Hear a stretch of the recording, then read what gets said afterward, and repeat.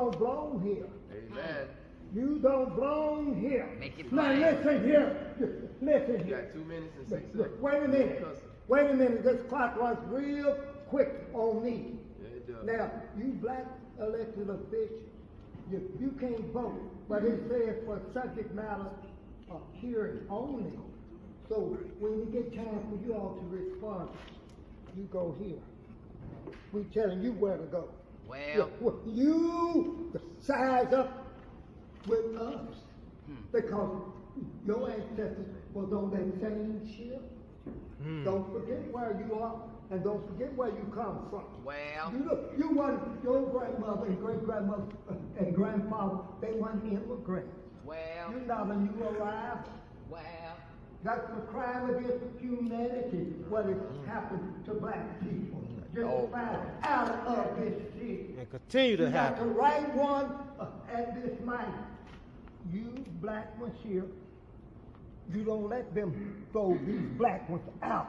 Amen. As long as they clapping, these my people say, boo. Now you tell them all to keep quiet.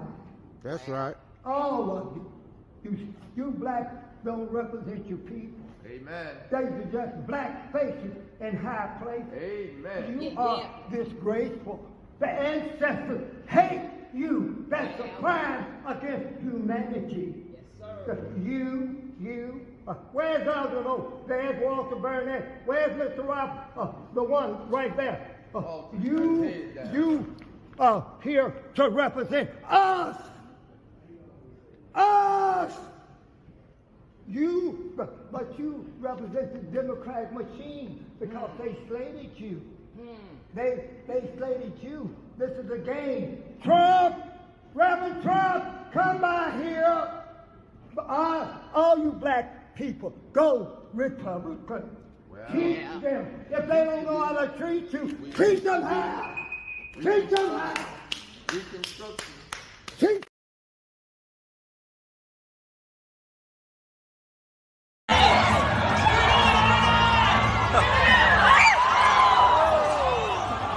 Lead us not into temptation, but deliver us.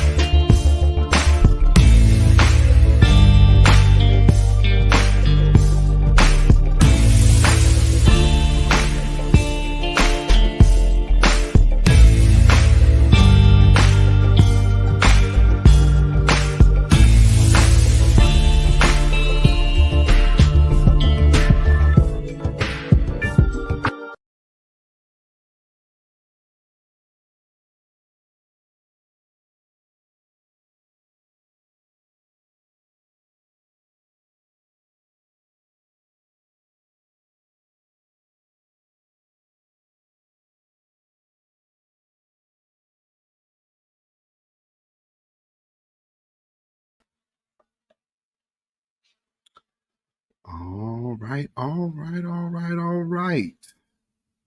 Get that off the screen. And here we are. Welcome once again to the beatzillapdx official show. I am your host, beatzillapdx officially.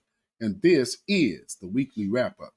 I'm sorry, the midweek report. What am I saying? This is middle of the week. Hopefully everybody is doing well this evening.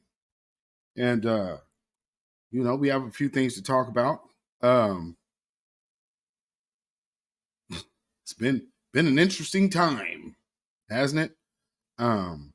Even a little local story I want to share with you here, which kind of plays into some of the things that have been going on.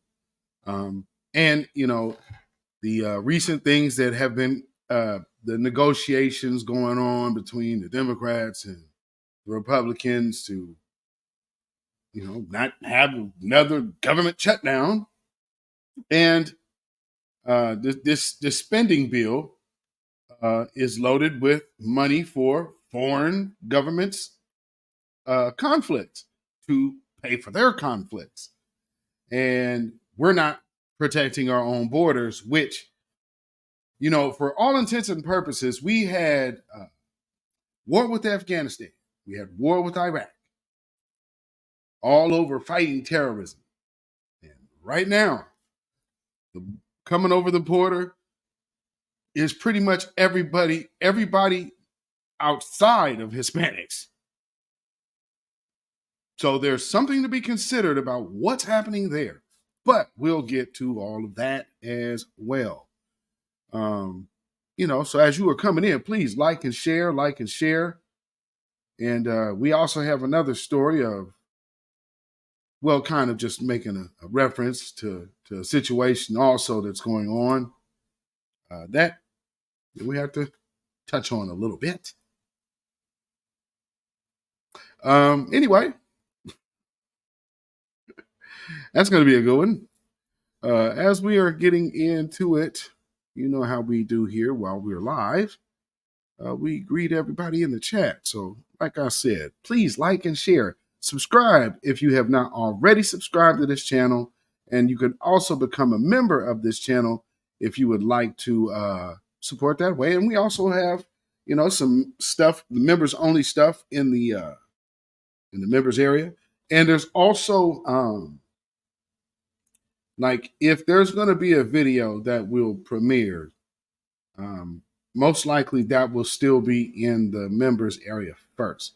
So the members get the previews right up, when they go up.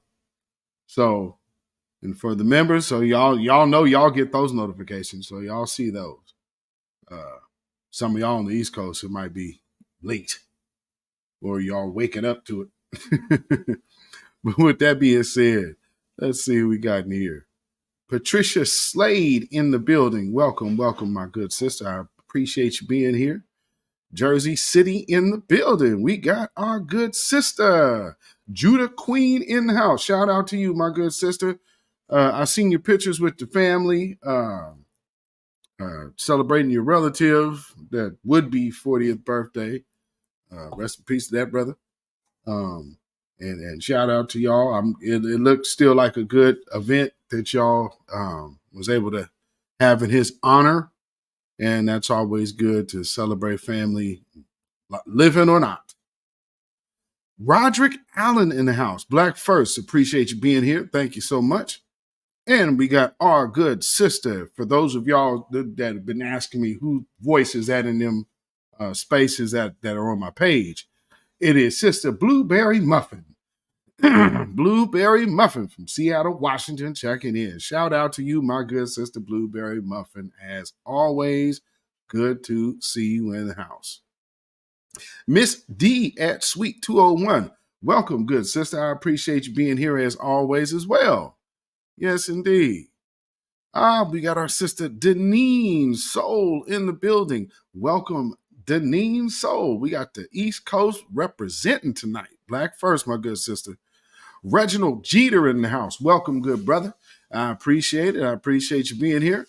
And we have our sister Miriam in the house representing that good Midwest. Shout out to you, my good sister. Always good to see you in the house as well. Sun kissed by the Most High. Salute to you. Shout out to you, and thank you so much for being here as well. I appreciate it. And we got In the Mix Radio in the house. Black first, brother. And I believe In the Mix is coming from the Lou. I believe, if my memory serves me correct. Crew Reality. Yes, indeed. What's going on, my brother? Black first, as always, man. Good to see you in the house. Derek Parker in the house. Welcome, welcome, welcome. Good brother Derek Parker. Back Black first.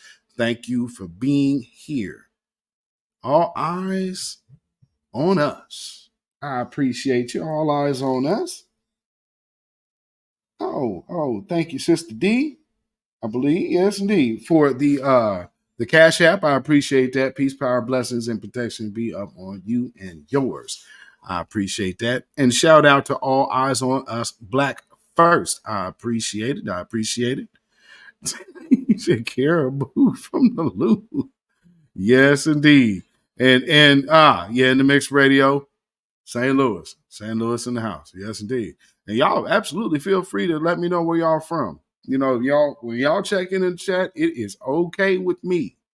Let everybody know where y'all hailing from and represent. That is what's up. We are from coast to coast. That's how it should be. You know, distance should not keep us separate from one another. Although sometimes distance is a good thing. And with that being said,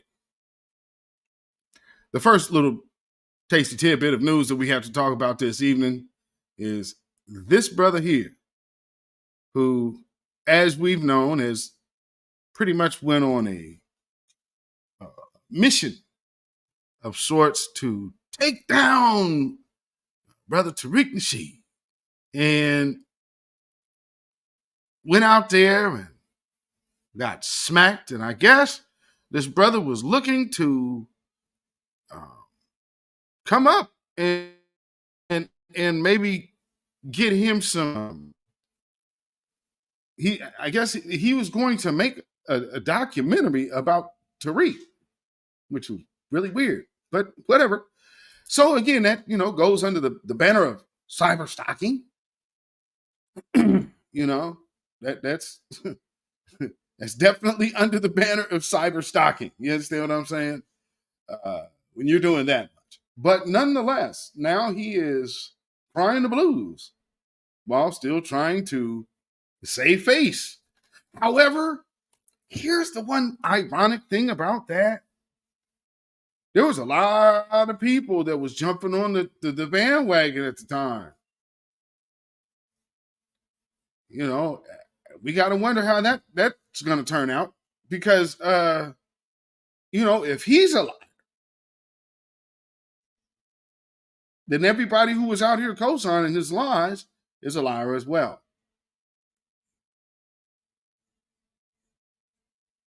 I mean, and people be like, I'll stand by. Hey, man, I don't fault you for being loyal, but your judgment's a little off. Brother EJ in the building. Shout out to you from GA. Shout out to you, brother. I appreciate you being here, man. Yes, indeed. Shout out from Georgia. What's going on? Yeah, so, and where is it? There it is.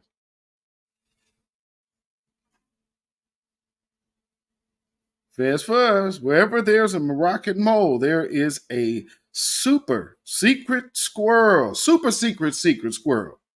Better understand. I mean, and see, here's the problem. Tools get broken when you outwear your use to be a distraction, because that's all that was.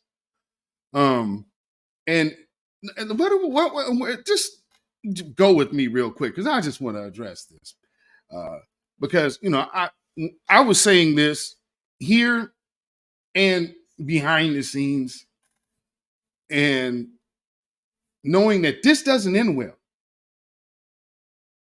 I've been around a while. I know this kind of thing is new to a lot of people. But you have to understand, when you're here, all this is public. This is no longer private. So, like, you gotta understand. So, if you like saying this is what this person, like these people were trying to make, you was trying to make him out to be the criminal mastermind, and he was not. For anybody who was old enough or had any kind of knowledge of the streets at any point in time, that whole Marcus Sanders thing, that was kind of a big deal. So a lot of people knew about it, especially people that were tied to the streets. So have you ever heard, like, when people say drought season? So, I mean, it just looks so super duper goofy to me that no one's listening to the people who know and say, hey, man, y'all might want to back off of that. And I mean, just tunnel vision. We're going to get Tariq Nasheed. Well, looks like Taharka Bay is Taharka K. Because he's in a Tasha K boat right now. All for what? Going at another black man. And said, for all that you that co-signed, what were you actually doing? Being disruptive within the community, targeting one of your own community, trying to take down a black business while steadily saying support black business. We need to control our narrative. Well, that's still not good enough because you just don't like the man. So let's throw it all out the window. All of these things I just named are things that all of you can probably proclaim that you have said we shouldn't do at one point or another because it was about a person you liked. Here's the moral, chaotic irony that you guys find yourselves staring in the face of. You have made yourselves to be some of the biggest hypocrites on the planet. What? You don't like to beat the sheet. Look at all that money he got. Don't you think this energy could be maybe targeted towards the actual enemy? We got a bunch of terrorists flooding in this country right now because instead of being focused on who's actually doing this and who had a whole plan, a long game plan of attacking this community, let's fuss and fight over what we gonna call it. Here's another thing. Man, y'all calling yourselves black. Mr. Moore Science himself took the Moore Science line into court and got smashed. Now we all can bear witness that everything you guys are talking about is BS. It sounds good. But when you actually got to take that thing into court, Now, some people might boast themselves of barely actually knowing the law. I guess this wasn't part of the course. If we could do anything about going into the next year, 2024, can we as a group, and when I say group, I mean lineage of people to whom we know we are and who we know we represent and who we know if certain policies or legislations are put in place, we all benefit from, can we just simply focus on that? Or is this minor petty beef and so important? Pocket watching someone you don't know is so incredibly dire.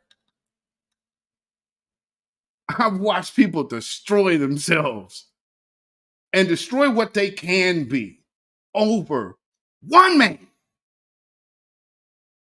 And you have put the lid on where you are. Anyway, the show goes on. I just needed to say that. Because people say, hey, man, oh, man. And this is moments like this where you should learn how to appreciate a person that will actually cuss you out to tell you the truth.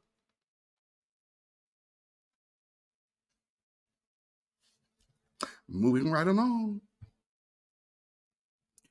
Still Kevin Trees in the building. Black first, brother. Black first. Appreciate you being in the building again this evening, man.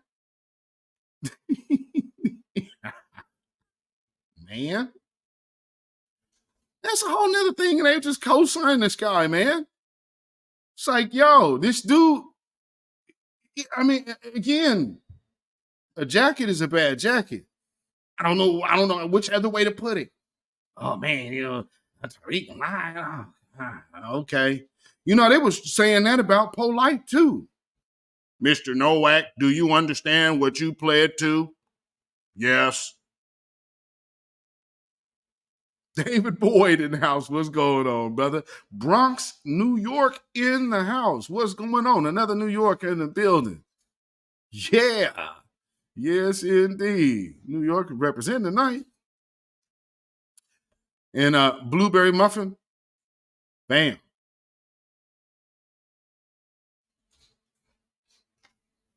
Where's it at? Right there. Yeah, there. That message right there. So when we're going to call people agents and when we're going to say all of these people to whom, like you see in my chat right now, would be a cult or a hate group, and as a Black person, you're labeled. So let's just go down the list even further. That's right. Black people are a hate group because they're identifying as their lineage. Wow, that is a stellar win for someone who says they are about the benefit and empowerment for Black folk. Ain't it? I mean, I'm talking about, there's people in this chat that have seen it.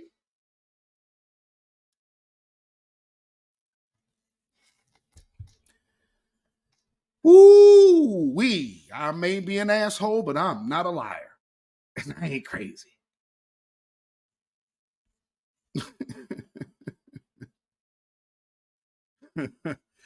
There's people that will just tell you yes. Yes, yes, yes. Go right on ahead. Put your foot on the pedal and drive us all off the cliff, baby. Because truth be told, you're the only one with something to lose.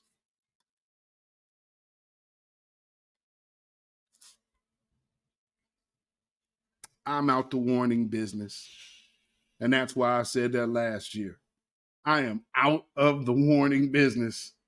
Y'all want to walk into a buzzsaw, go ahead.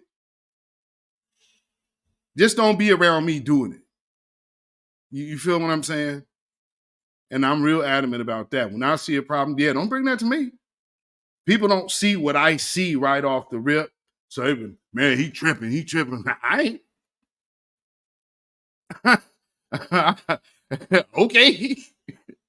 I don't know what to tell you. If you can't see what I see at this moment, trust me, later you will. Because lepers don't change their spots. I know how much we say we want to, and hey man, you can give a person grace, but you have to be realistic about what that person is. When this person shows you, this is my nature, like if being messy is a nature, see, here's the other thing.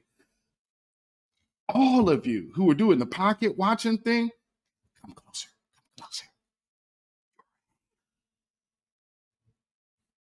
Any way you slice it, you're a hater. The base of pocket watching, the heart and the core and root of pocket watching is being a hater.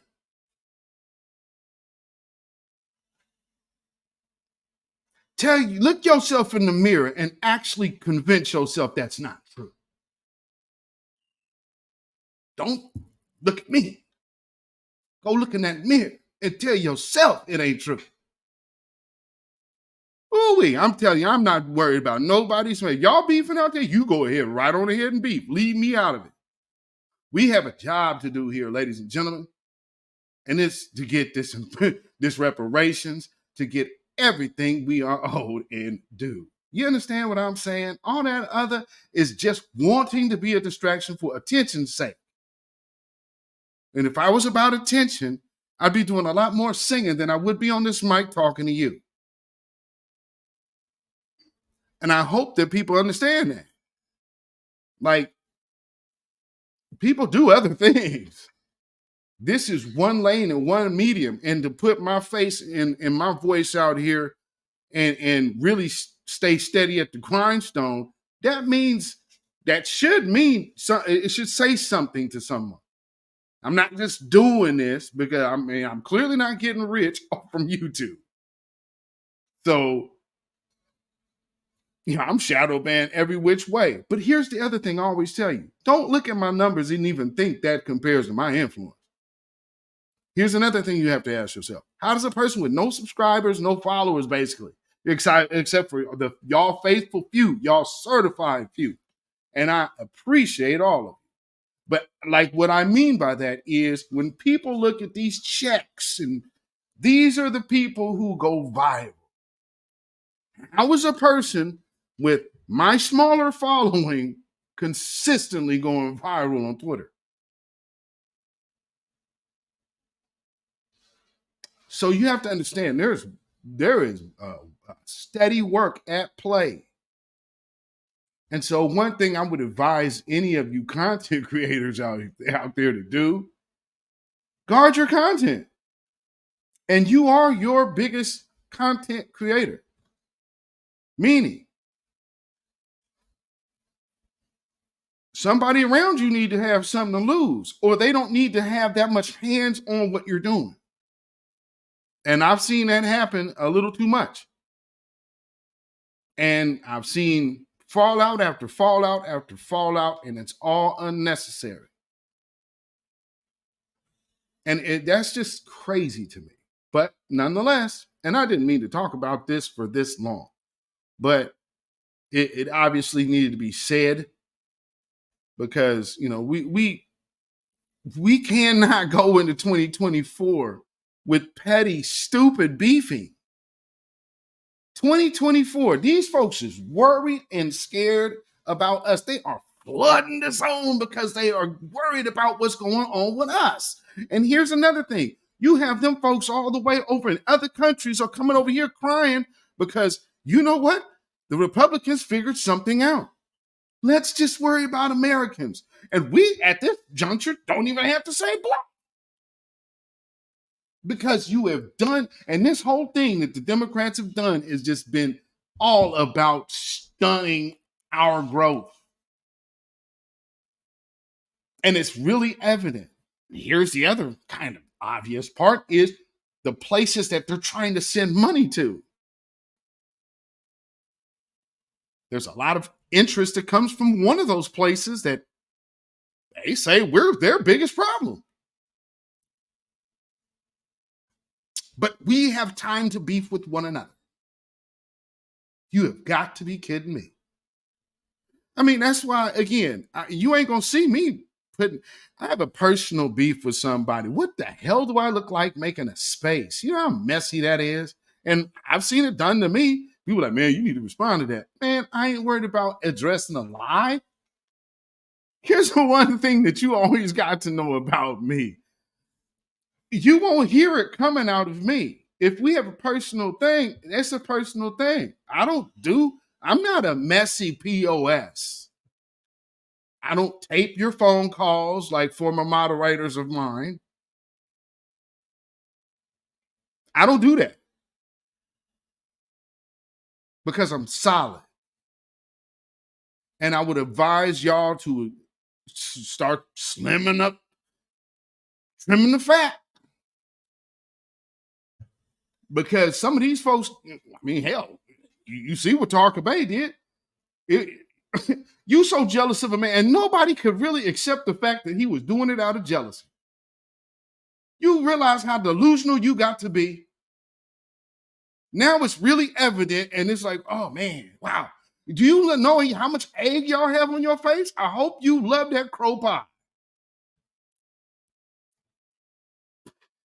My goodness. My goodness.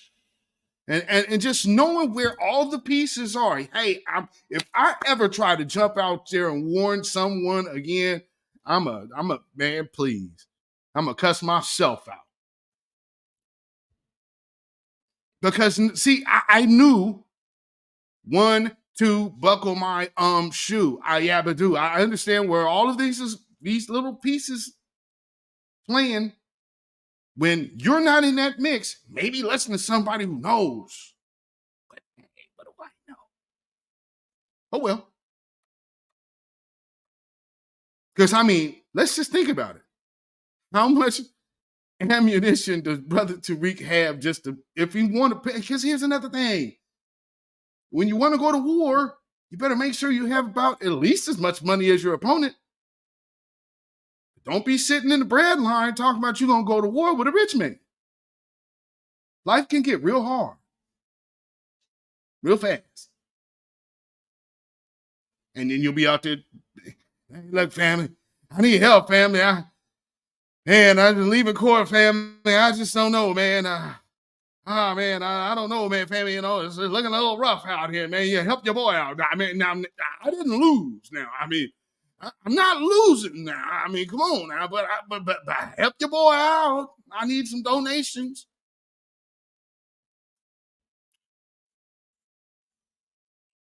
Man, all of that, man, black don't mean that. How ironic is a foundational Black American going into court smashing a Morris science babbler? I'm talking about just put the pie all in your face, man.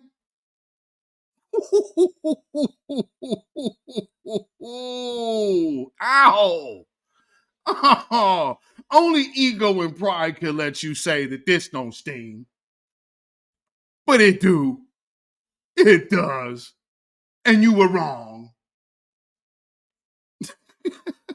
Dark-skinned brother, shout out to you, my brother. I appreciate you being in the building, as always, being a member, and for the super chat. I most definitely appreciate it. Keep bringing that truth and facts, family. In the end, we got next. Facts, peace, power, blessings, and protection be up on you and yours, brother. Yes, sir. So, man, I'm telling you, it's expensive. And it all can be avoided while not being a hater. You see how, man, how much you can avoid just simply not being a hater? I mean, hell, ego and ambition also can be, major negatives. But, man, just being a hater, there's nowhere to go but down. That's just insta-loss. Because everything is based off of minute, low-level, low-vibrational BS. I mean, to mix high vibration with low vibration is like a house divided. You pushing chaos. But ego won't let you see it that way. Almost like this woman's ego here. With you, we work with you, we talk with you, we organize with you, we pray with you, we do so much work together. And just in this holiday season, which should be a joyful time of year, Madam Vice President, wanted to I'm have a the big opportunity Did you know that Bethlehem, they're not celebrating Christmas? Did you know that Bethlehem, baby Jesus is under rubble? Why did you post the ceasefire?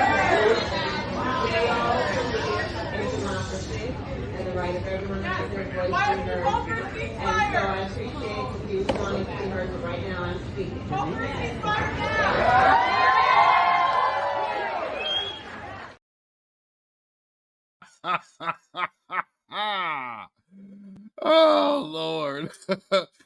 Now watch how they act when they start talking to black folks. Now I'm speaking and this and that. You just immediately start talking down to black folks. That I want y'all to going into 2024. That's something I want y'all to pay major attention to. And I'm talking about, when I say major attention, I'm talking about from anybody proclaiming to be pro-black. If they start doing that kind of underhand, Negroes is dumb, start talking, man, start paying, like, make sure you take note of that. Because, man, when it come down to grassroots COINTELPRO tactics, they've had some very brilliant, diligent minds following some of our profiles. You know, and there's one that follows me that, I mean, he don't even really make posts. It's like, oh, okay, you bring out the big guns, huh? So that's, something, again, ladies and gentlemen, you guys, and as we have sat in our spaces, so have DNC operatives. They know who everybody is. And I used to tell y'all that. I'm like, man, don't you think they sitting off up in here? If y'all been in them spaces with me, I've told you plenty of times. Them people's up in here. Don't think they not. You got to be kidding. Dark Skin Brother again with the super stick. I appreciate that, brother. Man, with the microphone, I appreciate that, brother. Peace, power, blessings, and protection be upon you, yours, and all that you care about, brother. I appreciate that as always, man. Rain love in the building. Always good to see you here in the building, good sister. I appreciate it. I appreciate it. Who do I see? Let me see. I seen somebody come in the house. Where'd that go? Oh, okay. Yeah. There we are. Black Spider in the building. Welcome, Sister Black Spider. Pacific Northwest Coast in the building. Shout out to you, my neighbor. Lois Hub in the building. Shout out to you. About to start that job. Yes, indeed. Hey, I understand it. So, I'll give you a little something to listen to. Just put it in your pocket. Yeah, Blueberry Muffin. Insta loss. Because, man, like I said, all of that senseless, man, y'all, man, you ain't never gonna see me doing a space about no individual. Like, unless it was somebody like Uncle Luke. And again, that's not even a personal thing. That is a political thing. But to be on, like, trying to rope people into they personal beefs, no. You don't like this person? Cool. Because here's the thing. I've had fallouts with folks. Y'all ain't never heard me tell you not to rock with anybody. I can tell you who I'm behind, and I'll tell you behind the scenes who I don't rock with. But, for all intents and purposes, no, I don't do all that. I don't do all of that. And, when certain things go wrong, because for me, I wanted to be in a situation to where whatever's getting associated with me is what I agree to. Now, there's certain people that wasn't under that category. So with that, when that type of thing happens, it's like, hey, what's this? So, and then when there's people that are actually actively trying to interject stuff into your mix. I mean, do y'all remember there was somebody who came out a while back going at, they were a former moderator of a major female figure of black media.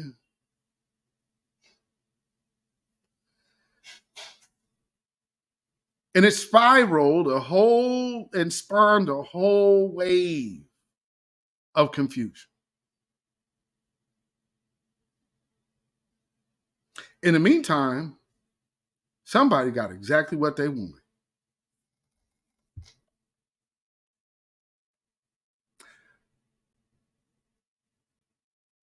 Let's just leave it at that.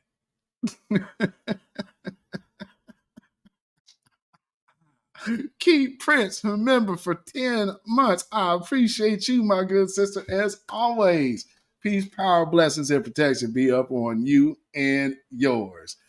Oh, yeah, I can see it's going to be one of them nights. One who cares in the building? Yeah. Oh, you already know one who cares. You've been around long enough to know. Oh, Lord. Dark skinned brother with the super sticker. Once again, shout out to you, my brother. Oh, man. Peace, power, blessings, and protection be upon you and yours. And so, again, I understand that, people have to have their own experiences. That's why I don't like spending a lot of time interjecting my own situation into anybody else's relationship. B. Mick, Black First. Oh, okay. Shout out to the 503. Yes, indeed. You already know. And Angelic Elena in the building. Hey, brother Beatzilla. Yes, indeed. I appreciate you for being here. As always good to see you in the house. Man. Got that in the building. Yes. And shout out to Dark Skin Brother again for the super sticker. And we got DSM Sinister in the building. Yes, indeed. Shout out to you, brother. I appreciate you being here. Man, from Iowa. Black First from Iowa, man. Okay. All right. Iowa, man. We think up in here. Mary Evans in the building. Shout out to you. Always good to see you in the house. Mary Evans, I appreciate you. And we have our good brother, Kid Gravity Beyond, checking in. Absolutely, my good brother. Man, I hope the evening is treating you well. Angels are among us, It is a good thing. So, getting to the business at hand, since I've spent enough time talking about that. Whew. And it's crazy I had to even address that. But I mean, I guess now some things come full circle. So I hope people are starting to look for positive interactions. If nothing else going forward in 2024, make sure you intentionally look for positive interactions and limit yourself on BS. But with that being said, speaking of BS, and I just say BS because if you watched any of this trial for this Hannah Nut, the vigilant, and here's another thing: the way that the media is doing right now. Okay, so they calling this woman the vigilante. She's a traffic vigilante. No, she just chased this man down and smoked him. Nothing more, nothing less. She ran and then got in here. What I hope for any of y'all who got a chance to see her testify, man, that is an absolute class on when we say, if you want to know how somebody is, we say if you want to know if somebody is really truly in need of might, ask him a direct question.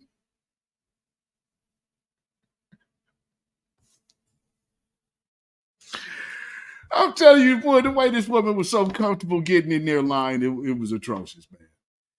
And it's against, but see, not only that, the way she's lying, if y'all are getting, depending on who you're getting your information from about this Jonathan Majors trial, man, the way the media is trying to portray Jonathan Majors, you would think he's some kind of monster. Yeah, he put his hands on the woman. Man, let me tell you something. He putting hands on the woman to try to get her away from him and then has to take off and run. This is no man who's jumping on this woman while he's doing the the Forrest Gump down the road. That makes no sense. That dude, she's chasing him for blocks. This case, here's another, the case should have been thrown out. And then the fact that DA, now there's pictures, if y'all have seen the pictures of Jonathan Majors, now, and she admits to getting scrappy with him, right? Now he's got the scratches and the blood to prove it.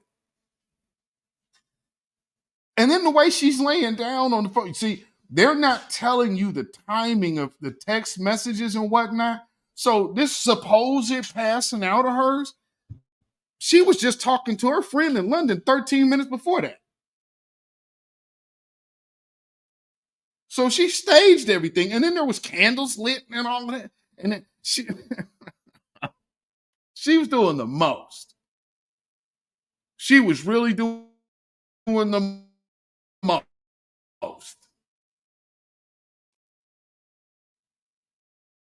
And so then you got them cops coming in there. I guess this, so yeah, let's go try to coach you in here, and then trying to get all standoffish with the brother. Man, if you believe anything that the mainstream media is telling you about this case, because they're going to make it seem like when this case gets dismissed or when he gets acquitted, you're going to see all these people, man, I'm surprised. I'm so shocked that he actually got acquitted. I mean, I wonder what was it that the jurors heard the stories that y'all aren't getting on TV telling. And then the way they're doing it, they're actually editing some of the stuff to make it, I guess, to make it news. So it doesn't look like this little white woman just made a whole big story up and the police was overzealous against a rich black man. Because this is all it really is. So when you listen to this case, and shout out to y'all who had actually been sitting in that courtroom, coming back out, reporting real, and getting that information out. What's the one dude's name? What's that? Chillmonger cat. If you want to know what's going on, the Chillmonger dude, he's been getting some inside information directly from people who are in the courthouse. And then there's and it's funny that the judge was trying to have all this sealed until now. And it's like, oh, because there's people that are in the courthouse reporting to the streets. So now we're going to start throwing out these videos and we're going to throw out the pictures and we're going to throw out this information. They're doing that now because, again, the grassroots went to work. And I don't even know if everybody involved in this is even foundational Black Americans. But they was on code. So salute to them. Because the information that's coming out here, he is so innocent. This case should have never went to trial. Any DA that's looking at this and with the information, family, I didn't even mention the defense hasn't even begun. They haven't even begun. So all of this information that's damning about the so-called victim came from the prosecution's witness and their questioning of what was going on. Even with the driver. Now, yeah, she was hitting him. Oh, don't speculate it. Oh, no, she was definitely attacking him. He was trying to get away from her. He was leaving her. So she was latching onto him. So what you're seeing him do, because people will show that car and you're seeing him put it back in there because she was trying to latch onto him while he's saying he's leaving. And then here's another text message. He broke up with her. So before she goes back to his apartment and does the whole staging thing, he had already texted her and broke up with her. So there's the stuff that they are doing. The media is super duper janky for what they're doing right now. So they're trying to call this woman a vigilante. No, she's just a liar like that woman in Jonathan Majors' case. And this is what they really don't want y'all to start seeing and getting used to seeing. But old female McMichael here? Because she thought she was finna treat this man like a Ahmaud Arbery. Well, I guess technically she did. And now she gets to share the same fate as the McMichaels and the other bastard. With regard to count 1 as to the offense of malice murder, we, the jury, find the defendant guilty. With regard to count 2 as to the offense of felony murder, we, the jury, find the defendant guilty.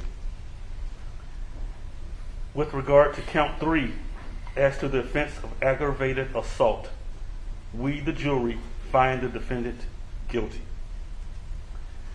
With regard to count 4 as the offense of felony murder, we, the jury, find the defendant guilty.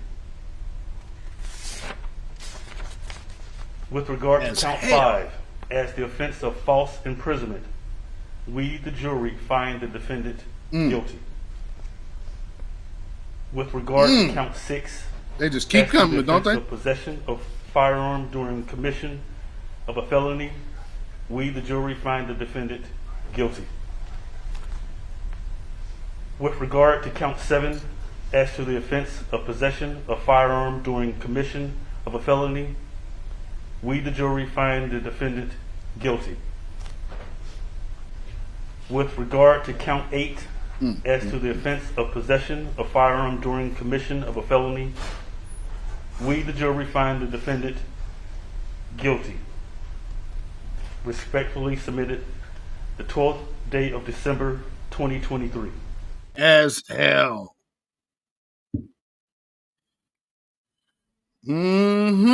Eat them charges, Missy. Thought she and family. I mean, you know, I've been able to kind of keep a eye on this case and check in on it, just as well as the Young Thug. I haven't been really able to follow that as much, but boy, they spending a lot of money on Young Thug, ain't they? Well, boy, look at fam. When we don't put more black women, we got more black women DAs, and they spending nothing but tax dollar money trying to send rich Negroes to prison. Boy. Anyway, boy, that woman crying. Now, you know, I went back and found something.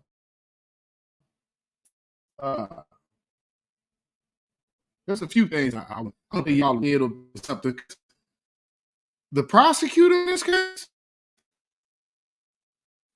had to give old sister girl a little bit of due. Had to give old sister girl some credit because I really appreciate the way she brought it. Now, again, she's the prosecutor, so she could kind of go ham or raw, but she's the kind of prosecutor we needed in the Trayvon Martin case. Because that DA was just the worst. He was an idiot. Because the one thing about Trayvon Martin I can never understand is why didn't you charge George Zimmerman with stalking? You knew you could get him on a stalking charge. Why didn't you charge him with stalking and false imprisonment? Oh, you couldn't get him on false imprisonment? Because did you hear the charges that they just read on this girl? One of them is false imprisonment. So you cannot go detain somebody, even being neighborhood watch in your fake badge. So that whole there's some other things that I want to get into now. Granted, Florida and Georgia are two different states, but there is something that really stuck out to me about the lady's rundown. And so we're going to get to that. But first, this is back when this whole situation first happened. And this is the family of Hannah. So if you can, just give us your first and last name for both of you. My name is Margaret Payne. This is my husband, Rick Payne. So you guys are very emotional. Talk about hearing, you obviously got an outcome that you were looking for, $100,000 bond, your reaction.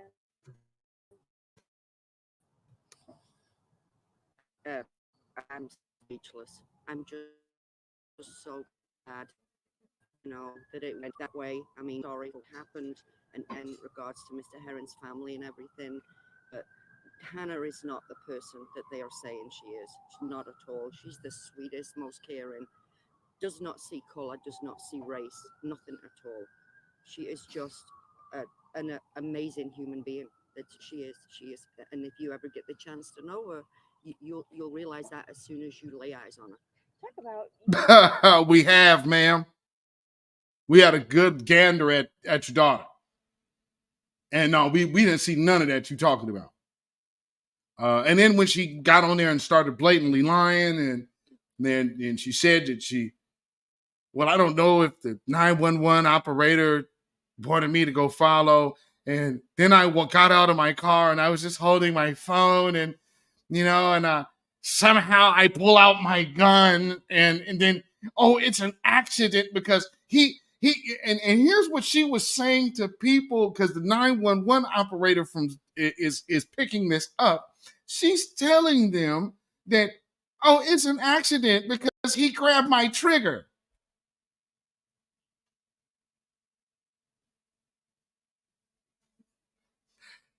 Funny thing about that is there just so happened to be somebody with the phone out and happens to catch the exact moment when this woman is reaching into this man's window with her weapon. And here's the other part.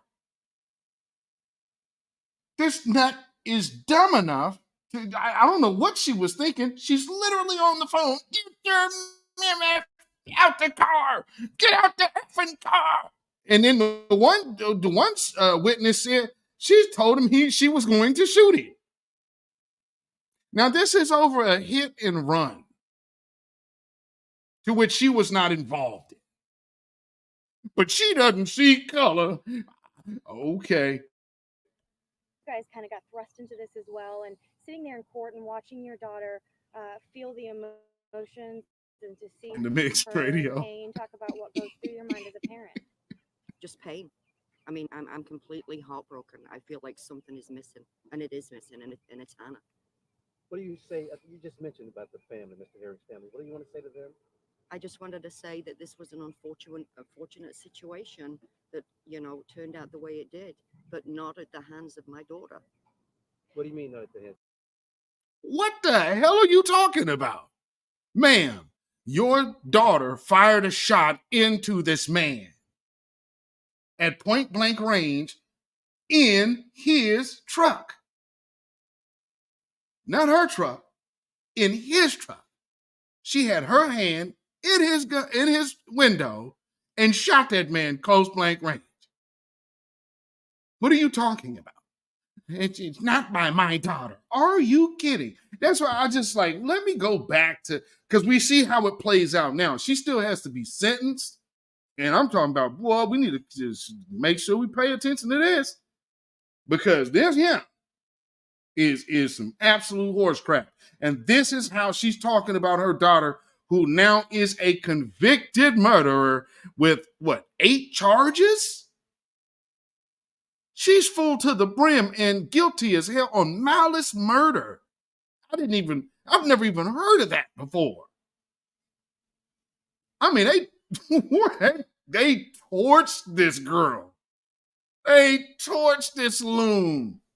And rightfully so. You dim-witted Karen went and just, oh yeah, I'm in Georgia. I'll get away with it. Pow! Now the chickens is coming home to roost, and good. It was not her fault. What do you guys think happened? I don't know. I don't know. Real quickly, then I'll change course on that. Can you talk about what led? She had a concealed weapons permit. Yes. Right? Can you talk about what led to her getting? Thank you, dark skinned brother, for the super sticker, brother. I appreciate everyday it. Protection. The society that we live in today.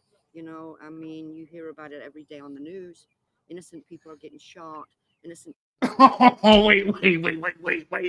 My daughter doesn't see color. My daughter doesn't see color, but she has a gun because of what you hear on the news, like place. She's saying everything but Chicago.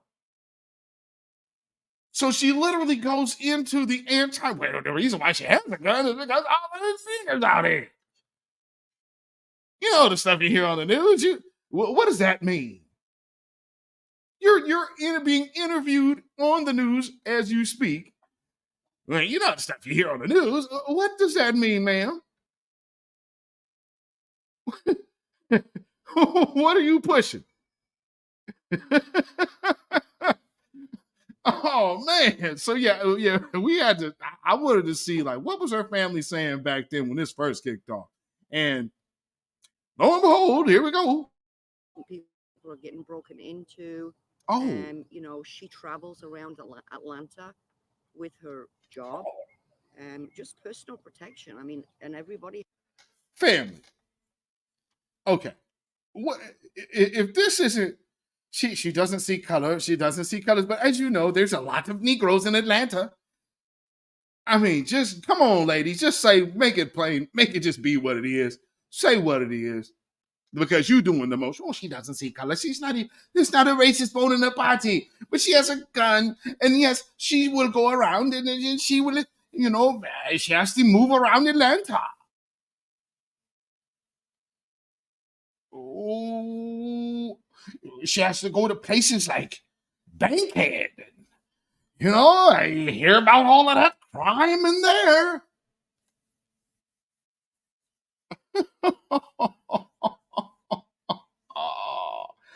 This is, well, number one, saying, oh, she doesn't see color. Oh, I knew right then. All right, where's this go? And this woman did not waste any time. These are all the the subtle anti-black tropes that she's putting out she's putting that out there for a reason. She's Karening and Susaning. So Susan is Susaning for her daughter, Karen. He has the right to do that. Ms. Payne, do you think she would have made the same decision no matter what the race of the person involved in that hit and run? Absolutely. Yes. Yeah. Hannah doesn't see color. Absolutely. Yeah. She does not see color. 3 times you just said it. We got it. She doesn't see color. Neither did the McMichaels. We got it. I mean, look at this guy right here, you know, a mullet man over here. And this is 4 years ago. So in 2019, this guy here with this Hulk Hogan mullet, yeah, he sure looks like he doesn't see color, huh? She sees right. She sees wrong. That's who she is. What are you going to do when you're going to post that bail, I would imagine, today? And then what? Hopefully just hold my daughter and never let her go, you know, but I can't do that. I mean, we have been torn apart. So tell us your relation to Hannah. She's my girlfriend. Okay. Just tell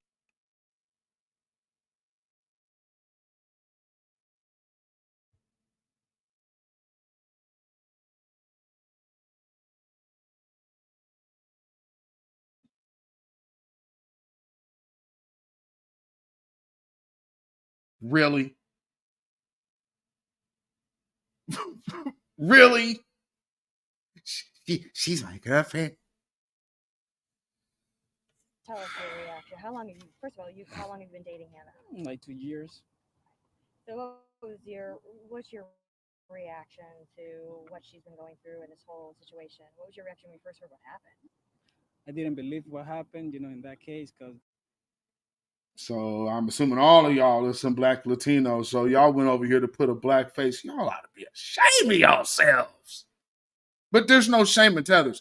So I mean, oh man, that's another thing. We're a xenophobic hate cult group because we call out tethers.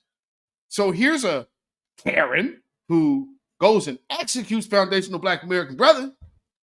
And now we have a whole bunch of tethers on the screen looking black. sounding Hispanic to put a face that, oh, she doesn't see color. Oh no, my baby don't see no color. Oh, she ain't never seen nothing that she didn't like. She ain't never hurt nobody. And this is just an accident. That black man shot himself. I believe what my daughter told me. Carmen Winfield, shout out to you. Thank you for the super sticker, man. I appreciate that. Peace, power, blessings, protection, and be up on you and yours, man. I appreciate that. And we also have another super sticker from Queen Nile in the building. Thank you so much. Peace, power, blessings, and protection be up on you and yours as well. And there is something else. Who else? Let me see. Who else do I need to shout out here? CLP. CLP, thank you for the Cash App. I appreciate that. Peace, power, blessings, and protection be up on all of y'all. I appreciate that. Thank you so much. And so, man, I ain't gonna go through this whole thing. I just wanted to let you hear. Because like they say, she been through like a lot of problem with job, her job, family, it's just a lot of stuff, that she was handled. And that thing, that's all that happened, she just have like too much shit going on. A lot of people are bringing race into this issue and pointing to that. And now here he is to tell you and convince you that she doesn't have a racist bone in her body because this black-looking man, who probably does most definitely put white on his paperwork, is going to now vouch for this suspected white supremacist Karen, and say that she's not racist. No, she don't have any racist bone in her body. No. See, she's going through some things, and I've been with her for 2 years, and she's helping me get my green card, and my family is here, and if y'all don't stop, Dark skin brother, thank you for the super sticker. I appreciate it, man. Or the super chat. I appreciate that. Peace, power, blessings, and protection be up on you, brother. Oh, man. What's your reaction to that? That's just not true. Because you can really tell, like, all the Hannah's friends, you can really see. Yeah, they rolled out all the black ones. That's a good look. What's your nationality? Dominican. You're Dominican. Yes, sir. Right. So you don't see her as seeing race? At all. But you're talking to him as to a Dominican as if he sees himself as black. Family, let me tell you something. I have not met, I'll say even down to a Puerto Rican. They don't identify with no black. They are looking to identify with Latino. Anything Latino. Ain't got no matter, don't get the skin complexion and all that. Don't get that confused. And that's another thing that too many of us have that trap that we have fallen into, is that they melanated too. Melanated people all over the world need to unite. Man, please. If the heart ain't there, you ain't got nothing there. And you keep wanting to align yourself with people who despise you. You think that they got some kind of camaraderie with you because of your color. And they looking at you like, you stupid mother. I'm finna roll you, baby. Because you just a pigeon in waiting. Thinking they like you. Like I said, you know who really rocks with your people the way they rock with your men.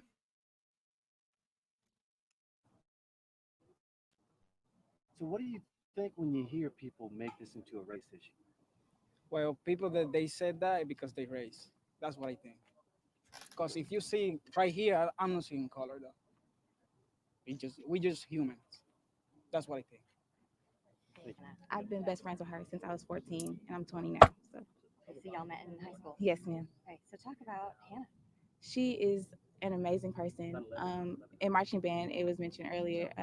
She was my parent, and I mean, she took care of me through high school. And after that, we became best friends. And she's just so sweet and loving and caring. I just love her. Were you in marching band with her? Yes, we both played the clarinet. I was her section leader. When you heard about what happened, this incident, what did you think? I really couldn't believe it. I was shocked. I didn't want to believe it. What was so hard to believe about it? This is shameful. This is shameful. This is absolutely shameful. Key Prince said, me no black. Me human. See, now look at what he did, though. Did you see the tether move, Key Prince? Shout out to you. Peace, power, blessings, and protection be upon you and yours as well. Did you see the little slick move? So he jumped into melanin real quick. See, look at we the same color, but we all human. See, there's no race. Race don't matter. You shut your punk up, man. Hey, fire up the jet.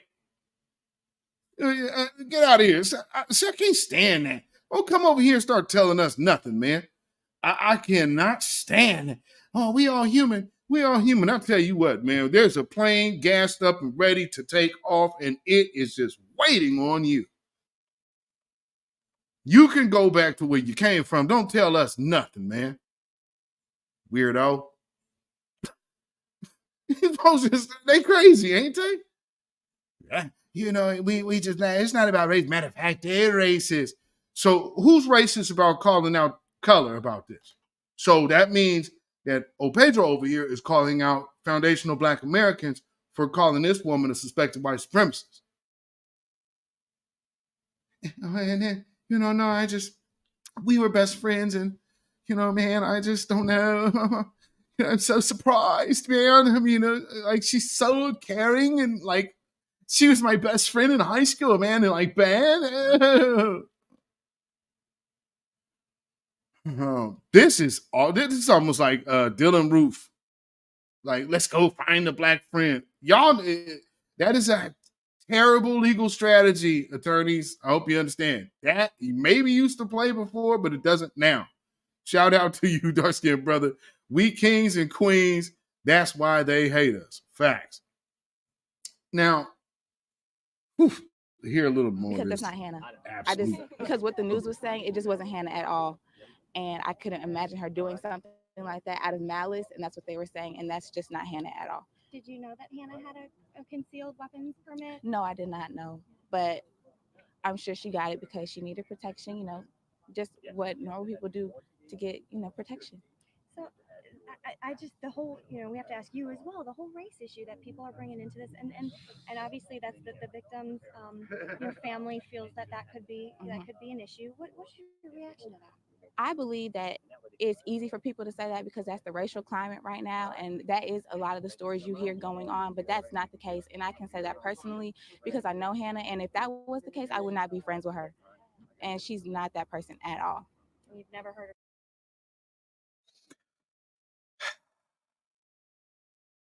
I need to get that sound off up in here. Wah, wah, wah, wah.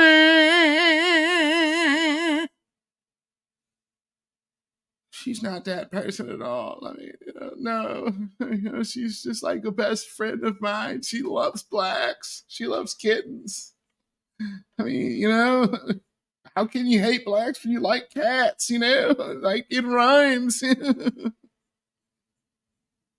Oh man, where they find these people? Now, let's see. Where is that? Because the sister, boy, she went to work on this chick. Where are you at?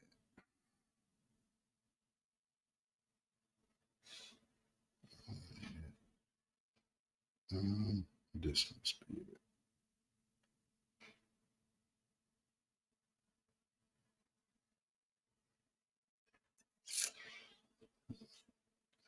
Okay. All right.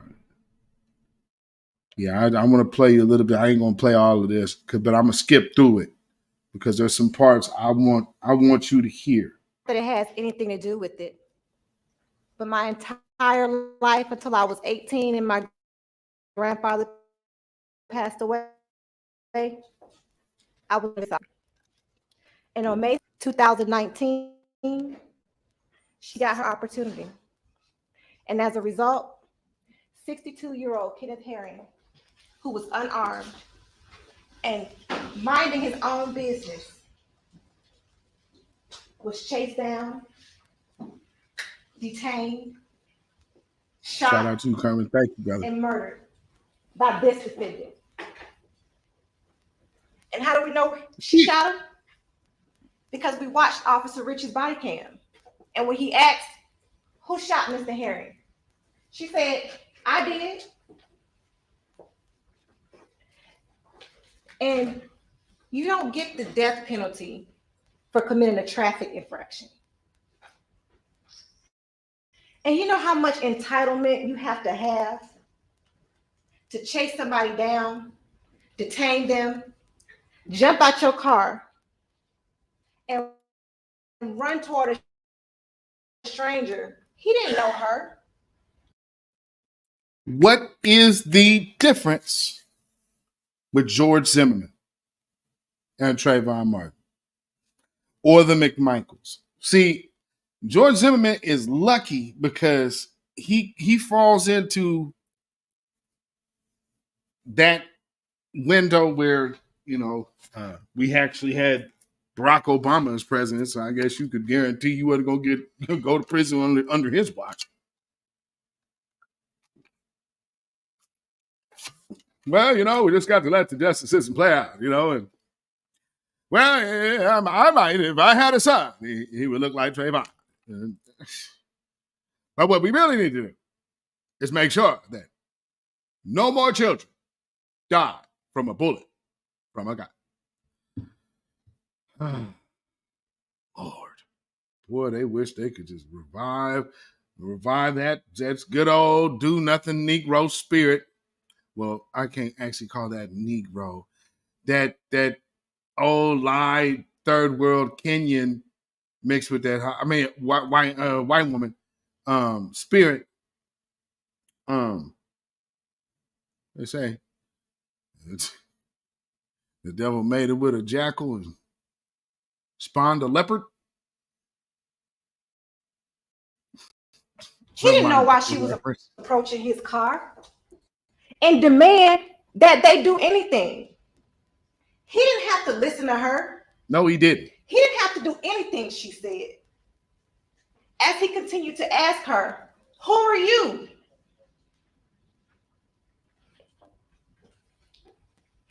And the audacity to come here and take that stand and blame everybody else. Now, before I jump into all the facts and all the evidence that the lawyer's face. I want to talk a little bit about what you're doing. Man. Yeah. You're to be a fair and impartial juror, honestly seeking the truth. And the purpose of the jury trial system. That lawyer, her lawyer's inner good old boy was just oozing all out of him. He couldn't even sit still. It was oozing. I mean, he getting red right now.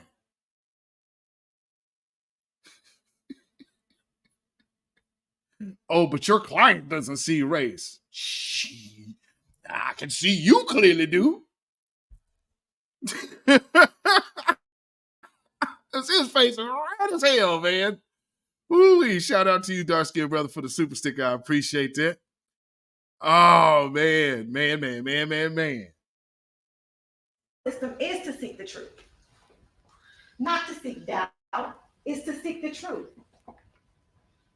You have a duty to follow the law, and you are bound by the instructions and the law given to you by the judge. Now, you shouldn't consider anything that's outside this circle. Passion, public opinion, dislike of the police, any sentiment, sentencing, prejudice, penalty and punishment, conjecture, whether you disagree with the law or if you have any sympathy for the defendant. And those are the jury's The only thing you should consider is the law, the elements of the crime that I'm going to discuss with you, any testimony that you heard during this trial, any expert testimony, and you will determine the credibility of the witnesses, any photos, any audio, any videos that you saw, the physical evidence, and your common sense. We don't ask that you leave your common sense at the door, and any corroboration. Now, you do have a duty to deliberate. And if a juror refuses to deliberate or discuss, okay, so that's she's going over giving a name. and she stated that she never heard 911. Okay. Now, we presented several eyewitnesses. That attorney Look at my man's face back there. Boy, he look like he about to explode, don't he? And you heard direct evidence based on things they saw and what they observed on May 7, 2019. Now, even though Attorney Tucker tried to twist their words, misquote their statements, they all stood firm in what they saw. And what was consistent between Ms. McCraney, Ms. Rosser, Ms. Jackson, and Mr. Williams was that there was only one aggressor on May 7, 2019. And that was the defendant. Now, you heard testimony from the defendant yesterday. And, she stated that she never heard 911 tell her to not chase. And then when I went through her testimony and the transcript of the 911 call, they told her 4 different times. Whoops. Either twice to go back to the incident location. And they told her not to follow him. But she said based on her perception and what she believed they meant was that she should follow him as long as she remained safe. We're not following him with now, it is for absolutely you to decide whether there's a reasonable explanation for any inconsistency in the witness's pretrial statements and testimony when compared to the same witness's trial testimony. You are to consider all the facts and circumstances of any prior statements. You, the jury, must apply your common sense and your reason to decide what testimony you believe or do not believe. Now, it's not a memory contest. These events happened nearly 4 years ago.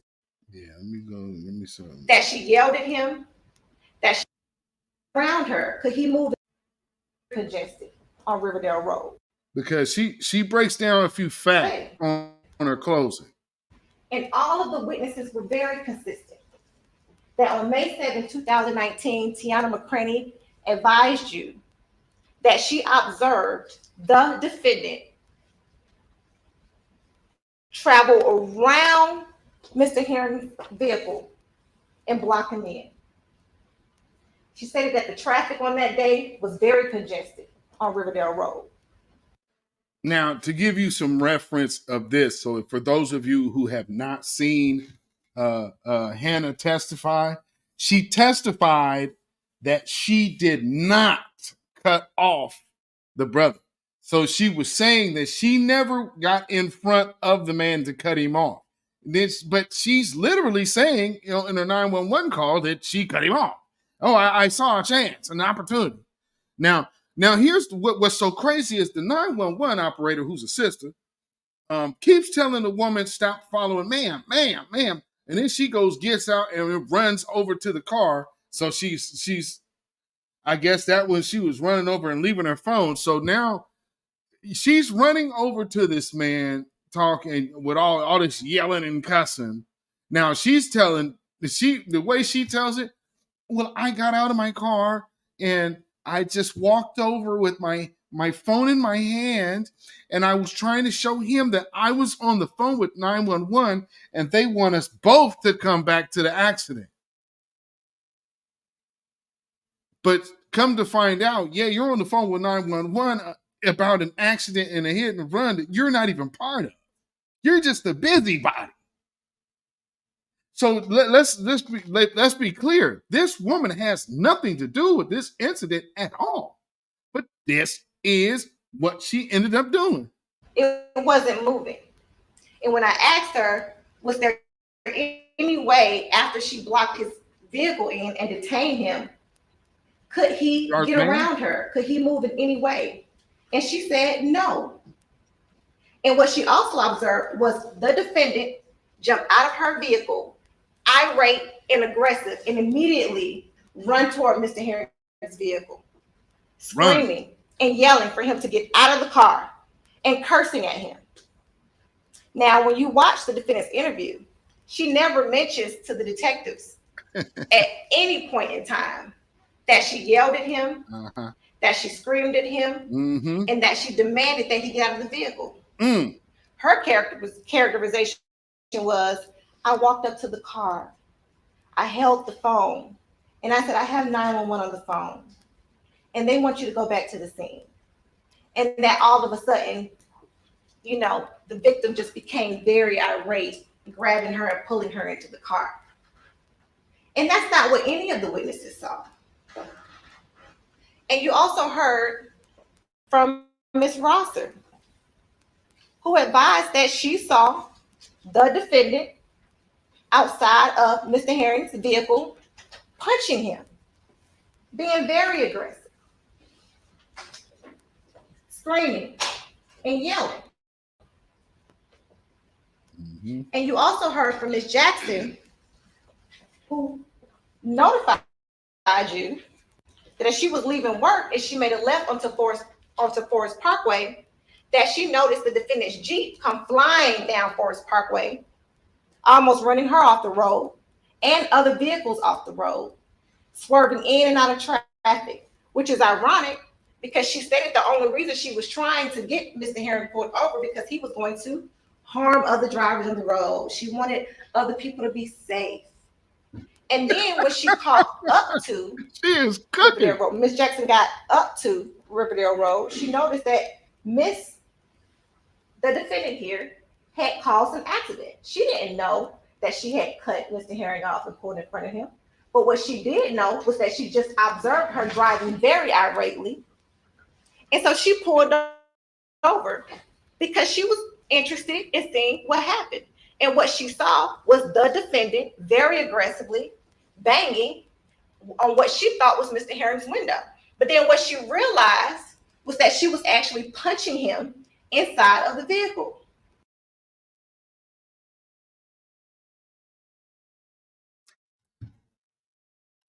All of this for an accident that she had nothing to do with. Being a busybody bystander. You really wanted some of that. I'm going to run up on him. And let's be clear, the only reason why she did it is because she had a gun. And she was feeling very George Zimmerman-esque. Oh, I'm going to foil this crime because they always get away. Because what was her mom saying? All this crime that goes on out here, that's why she has a gun. And she went out and just became a psycho, malicious killer. Because she's not a vigilante. She's just a killer. Like Daniel Penny is a killer. That's all they are. They're not vigilantes and fearing for lives and none of that, because the easiest way, if you fear for your life, is to leave. Not say, I have to defend other people. That's BS. And so for all of you Daniel Penny lovers and people, man, you guys are crazy. And that dude deserved it, blah, blah, blah. Well, watch, if they put sending Karen away with eight charges, good, because Daniel Penny need more than that. But Karen getting put away with this good old sister right here.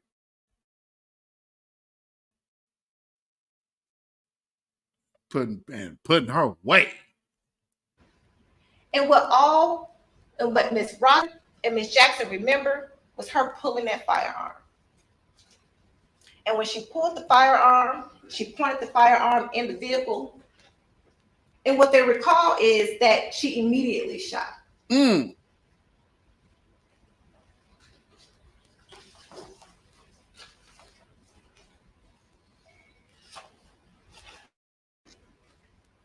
Now, the testimony of a single witness, if believed, is sufficient to establish a fact. So if you believe Tiana McCraney and you believe that she observed the defendant pull around Mr. Herring's vehicle and block him in, detaining him, then that's fit to establish that fact. Now, she goes through a brilliant way. Now, she's going to bring up self-defense. And it's aggravated assault. Because she gives a brilliant breakdown on self-defense. Okay. They committed an aggravated assault because you watched the video.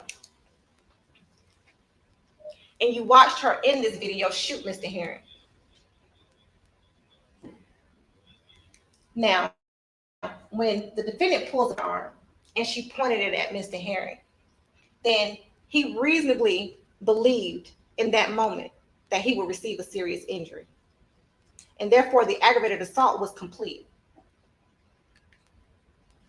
In count 4, she's charged with felony murder for the crime and felony of false imprisonment.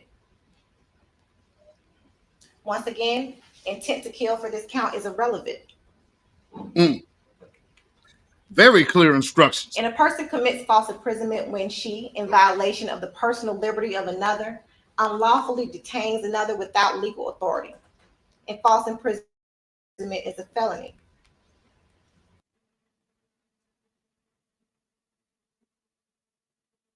False imprisonment is a felony. That right there, false imprisonment. How does George Zimmerman not get stalking and false imprisonment charges? Because if nothing else, he was okay. Even if he skates on the murder charge, he's absolutely guilty on false imprisonment because there was no reason to engage this kid. He would most definitely be guilty of stalking. So to say like beating the murder charge and then walking away completely clean is two totally different things. This dude, George Zimmerman, should have at least been charged with them too. And there's enough evidence to substantiate that in his own witness testimony. And so his own admission gives you that. He was following him. He was stalking him. Those two charges are out of his own mouth. But I guess it just wasn't good enough. Now, if you recall, when the defendant was on the stand yesterday, she did not want to state that she blocked Mr. Herring's vehicle in. But this is what you see in this photo. And that's what you heard on her interview when she said, I found an opportunity and I pulled in front of him and I stopped him. So once she blocked his access, blocked his movement, the false imprisonment was complete. She had no legal authority to do this. She's not post-certified. She's not a police officer. She has no arrest powers. Nobody legally told her to stop Mr. Herring. Now, that is very important too. So I wanted to play that part because, again, you are having a felony committed against you when these Beckys, Karens, Brads, and Chads come out the woodwork talking about, hey, stop right there. He didn't heed my commands. He didn't stop when I said stop. Yeah, see, he didn't have to. So even more so, I'm glad that she's doing this in this case and it's televised. Because for anybody out there who is talking about Daniel Penny has a chance. No, sir. Only chance he has is if the DA is on his side, which it already appears to be.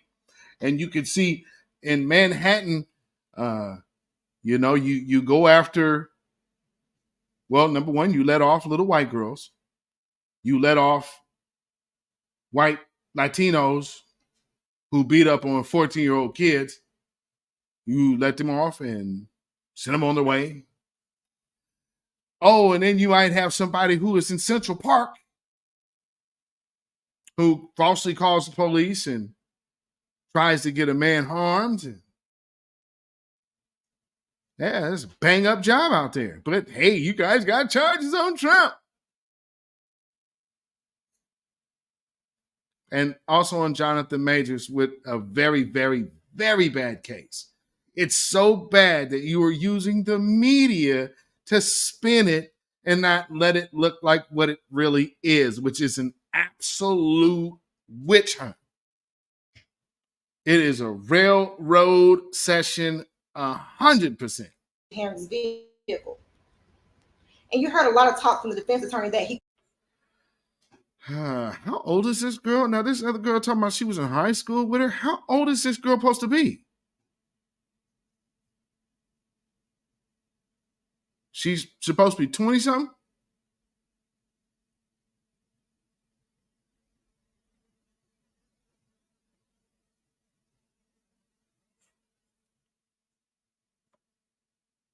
I saw the sun.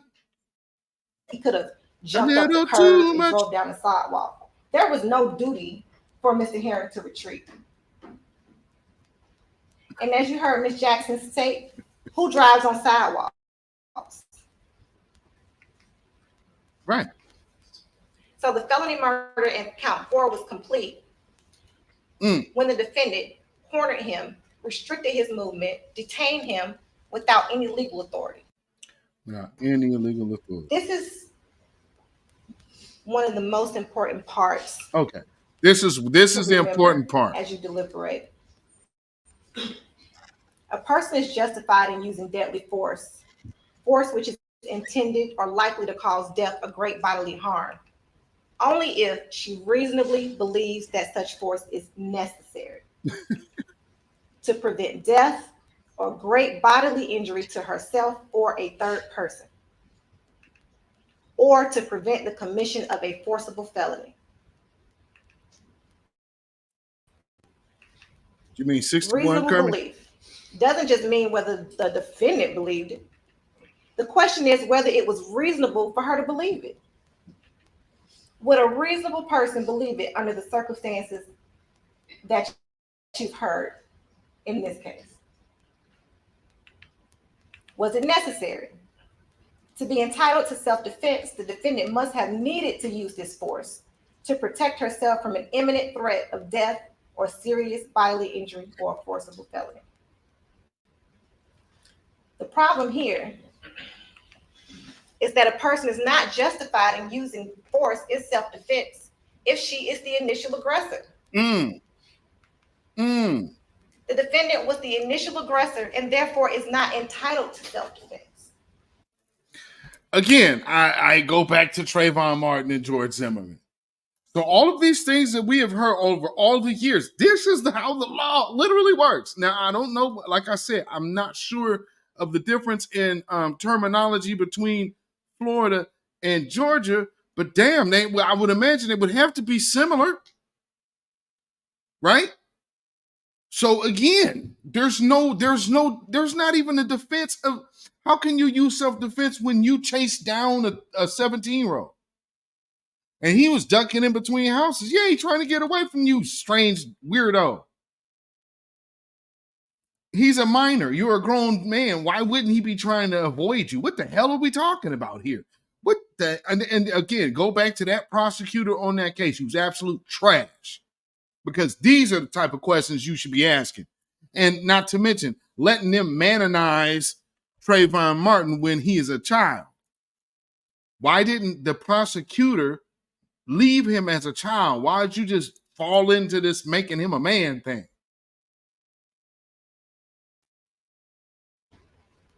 So, whatever Mr. Herring did,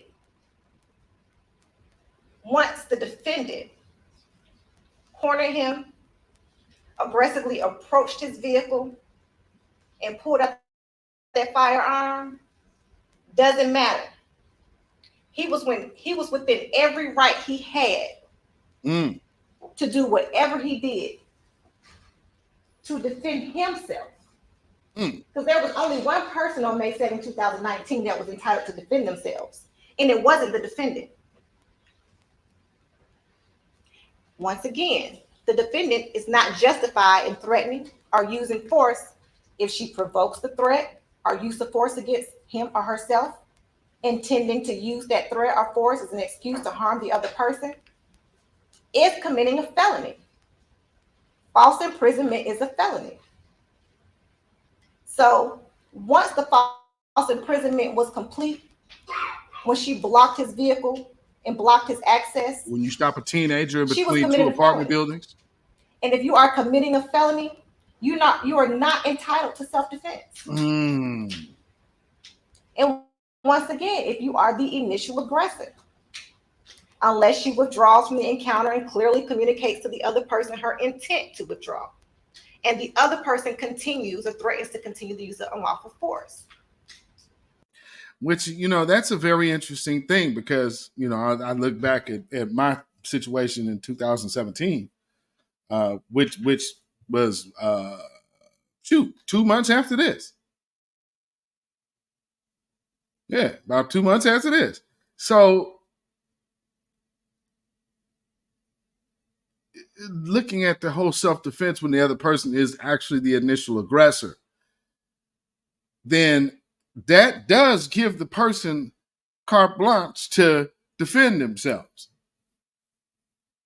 And if he would have popped her, now granted, he still would have been on trial for his life, but in all actuality, she's running up on him with her gun. Now, you're not part of anything. Why are you pulling a gun out on a stranger? This is how some of these people think. Oh, this is my moment. I'm going to be a hero. And now, go sit your hero self down for a long time because that's about to probably be a 3 and a 0. You got convicted of malice murder. To allow an armed aggressor who confronts an unarmed, non-threatening victim to claim self-defense when the victim struggles to disarm the aggressor is contrary to common sense and contrary to law. Mind you, they came back with that guilty verdict, and so I just wanted to play that.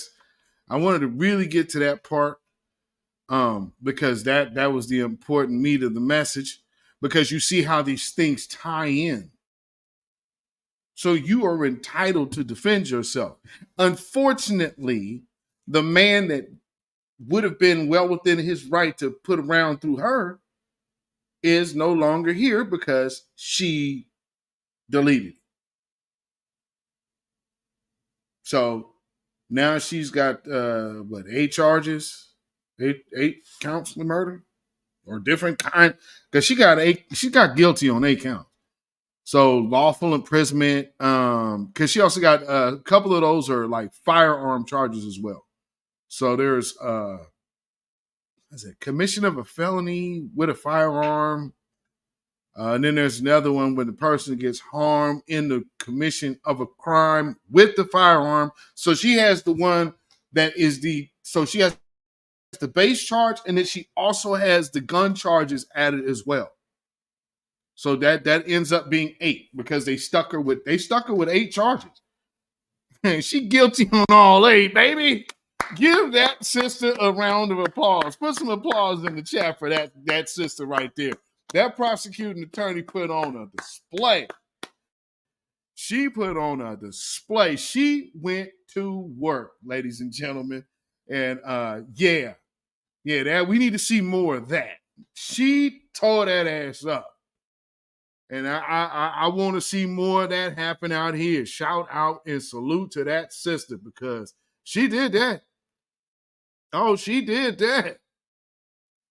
And they broke it down so eloquently. I mean, man. Oh, yeah. And they came back within an hour, man.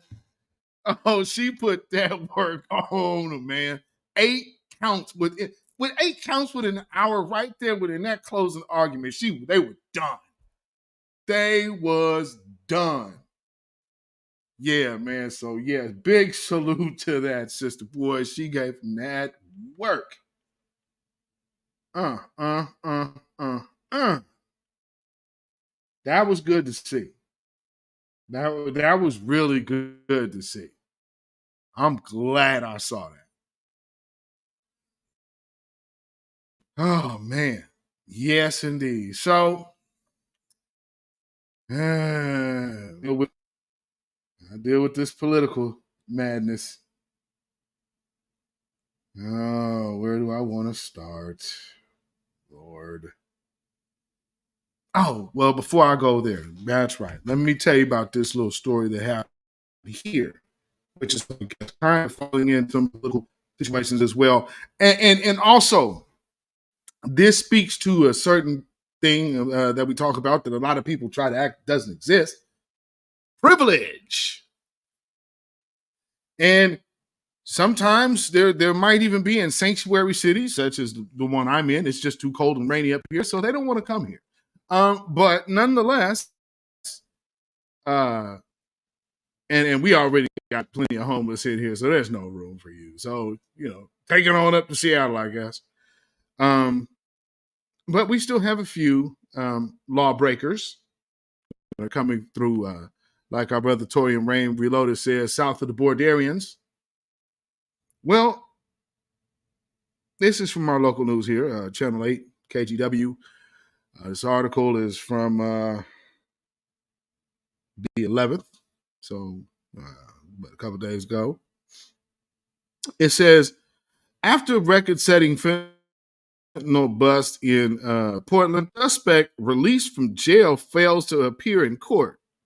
Luis Funes was arrested on outstanding warrants with new charges to follow, but was released before they could be filed, according to the Multnomah County prosecutor. The lead suspect arrested in a record-setting fentanyl bust in Portland, Oregon last week appears to have been released from jail before prosecutors could file charges and subsequently failed to appear at a court hearing, according to court documents. The Multnomah County Sheriff's Office reported Friday that it has arrested 3 people in connection with Thursday morning's raid on 2 locations, one in Portland and one in Oregon City, and seized more than 52 pounds of powdered fentanyl from the Portland site and more than 30,000 cash from the Oregon City site, among other items. Let's see. The 3 people arrested were 23-year-old Luis Funes, 21-year-old Gerson Isaac Hernandez Betancourt, and 37-year-old Desiree Ann Torset.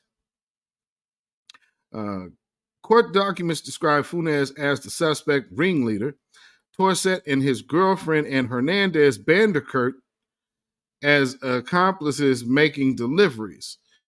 All 3 suspects were booked in Multnomah County Jail, but court documents indicate Funes was quickly released and then failed to appear at a subsequent court hearing. I can't help but notice that they're not mentioning why he was released so fast. Isn't that interesting? In an affidavit of probable cause in support of Hernandez Bandercourt's detention, filed on Friday, Multnomah County Deputy District Attorney wrote that Funes was suspected to be the ringleader of a local drug trafficking organization under the name of Arteaga Sanchez. Or maybe there's Arteaga Sanchez. And that he operated out of the house in Northeast Portland. And when law enforcement arrived at the front door of the house on Thursday morning, Funes attempted to escape throughout the back door, but then ran back inside the house and was arrested, according to the affidavit. Investigators found the 52 pounds of fentanyl in a box lined with a big trash bag. When asked about it, Funes initially said it was sugar for baking cookies, but then later admitted it contained drugs. The affidavit states that Funes and Torset were arrested on outstanding warrants. Court records show Funes was charged with multiple prior drug-related offenses in January, and a warrant for his arrest was issued after he failed to appear at a hearing in March. The affidavit states that prosecutors intended to bring new charges after Thursday's arrest, but Funes was released before they could file. Multnomah County Jail records show that Funes was booked 10:30 a.m. Thursday and was released later that same day. His court records include the pretrial release assessment filed Thursday afternoon and a release agreement that states he must appear in person for a court hearing the following morning. A subsequent document filed Friday states that he failed to appear at that hearing. So it is not saying, see, here's the thing, and I was wondering about that. How did that dude get out? And they're not saying why or how he got out. They're not saying he posted bond. They just released him. Why?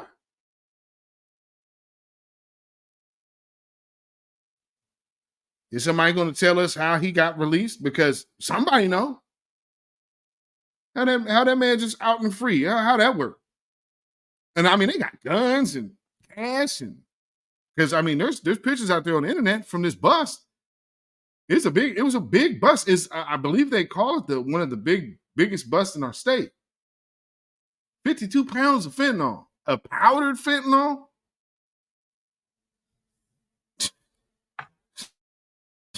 52 pounds worth a lot of money. So with only $30,000, that's kind of interesting, though. Kind of. You found 52,000. So this guy can have 52 pounds of fentanyl, but only sitting on 30,000 cash. I guess if that math makes sense to the police, it makes sense to me. What do I know? Yeah, so anyway,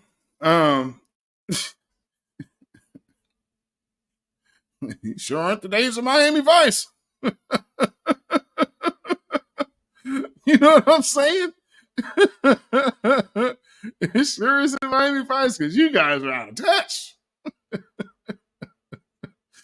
Lord, Sister Miriam. Oh man, oh man, oh man, oh man. So let me see where I want to go, because we need to hear some. We'll have to hear some shilling. Or should I? Let me see. I will work this. You know what? I'll do this. So we have to talk about, well, number one, the border. And then there's Ukraine. And then they're still trying to find ways to shoehorn in they're still trying to find ways to shoehorn in everything else. However, the monkey wrench in the plan has been thrown, and things like this are happening. Now, what's so crazy is this sister Amanda Edwards is actually running for her congressional seat, because I guess, you know, when they have their Democratic the Democrat powwow, and so they told her, hey, well, you know what? Drop out of this Houston mayoral race, and what you could do is you could now run for her empty seat. Well, Sheila Jackson Lee took a shellacking, to say the least.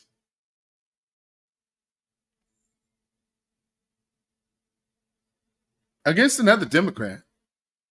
Now, I'm sure that there's some kind of way that Roland Martin is trying to spin this about black voters not coming out, and maybe he might throw a little bit of voter suppression out there, but no.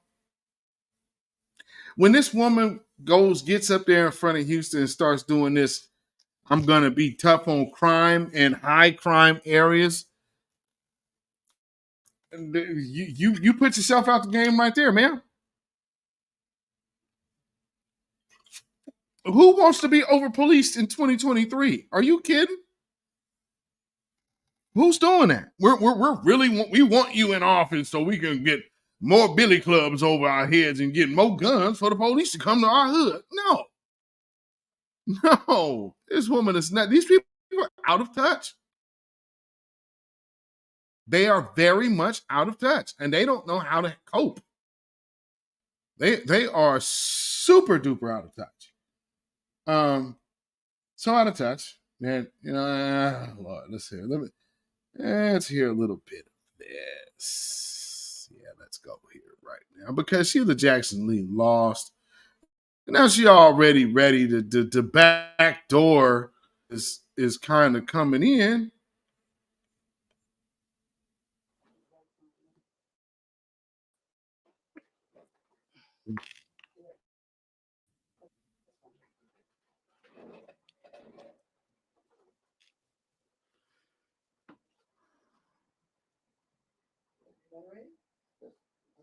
She's about to run. She's doing her thing. Work every day to build a better quality of life for all Americans and certainly Houstonians. What touched my heart over the last couple of weeks was a story of Kate Cox.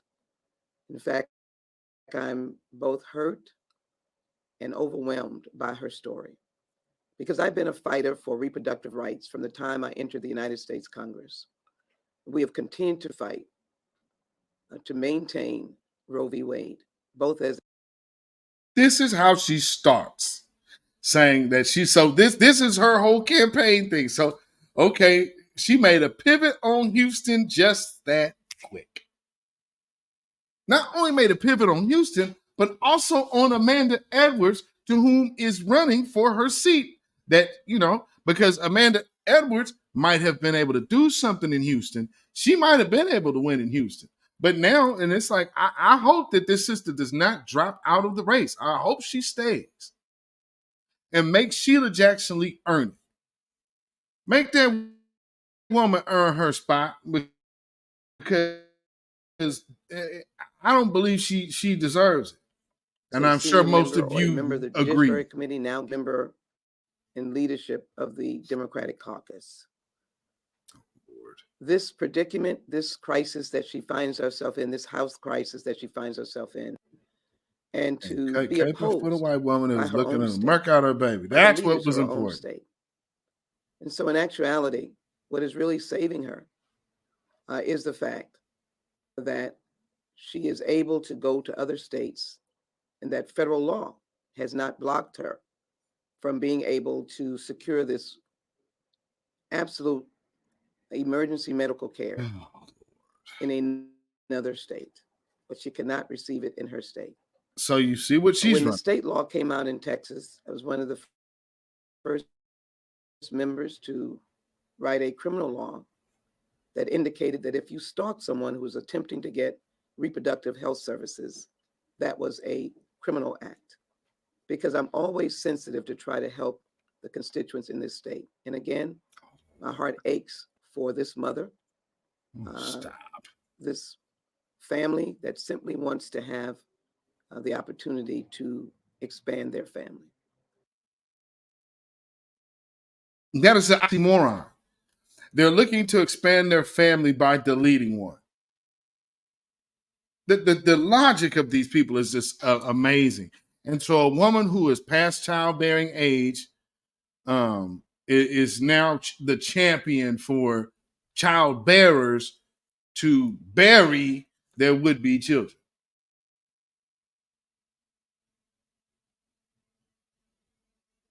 I say these people are out of touch. I'm not sure about Amanda Edwards' platform, but at least she's young. And I don't know her stance on the migrants. But who knows, family? I don't know. I do not know. It's hard to say. But I got some other things to look at. Just finish loading. Okay, well, I'll play this first one first. So, because we have so many crises going on. One, and it just comes to mind. How many times do you ever hear any of these Democrats ever mention anti-blackness? They'll address anti-woke, and they'll address anti-Semitism. They'll address anti-LGBTQ, and now they're bringing up anti-Islam. Okay, well, it's but anti-black hate is still at an all-time high and far exceeding anyone else's numbers. But this is what black officials do and how they respond to the people when they know they are selling their people out. Mayor, why are you selling out Chicago for illegal aliens? Why are you blaming right-wing extremists instead of the Democrat Party that caused this? The citizens of Chicago know the truth.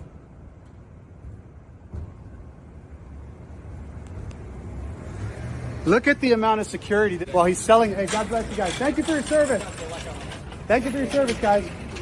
All of these cops here to protect that scumbag while he's selling out Chicago, selling you out, selling our country out, millions of illegals. And he has the nerve to blame right-wing extremists instead of the Democrats, Joe Biden, that caused this.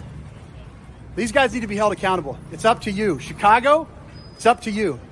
Illinois, it's up to you. You got to outvote the fraud. These guys know their days are numbered. They know it. Nobody wants Biden. Even Chicago wants Trump back in office because they want secure borders.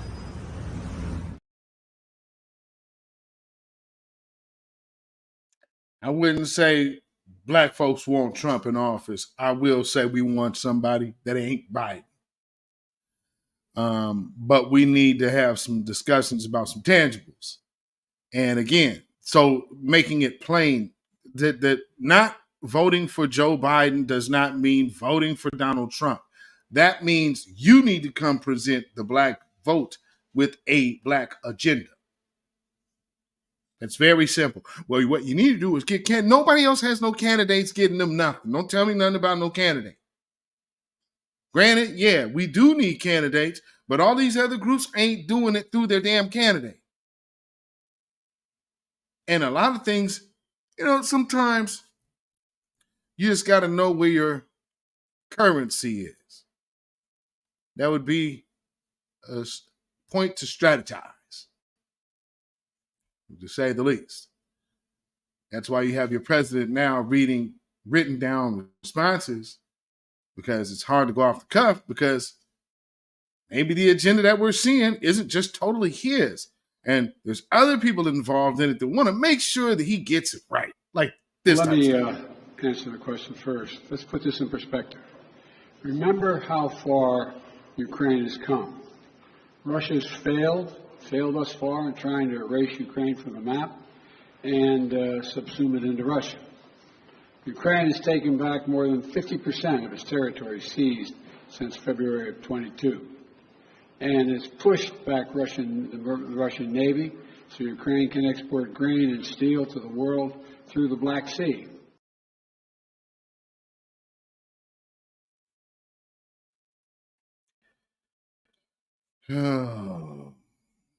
Still don't see the prime value. Just saying. We need to really give them some money. We need to do this, and we need to do that. And here's what the Democrats are offering.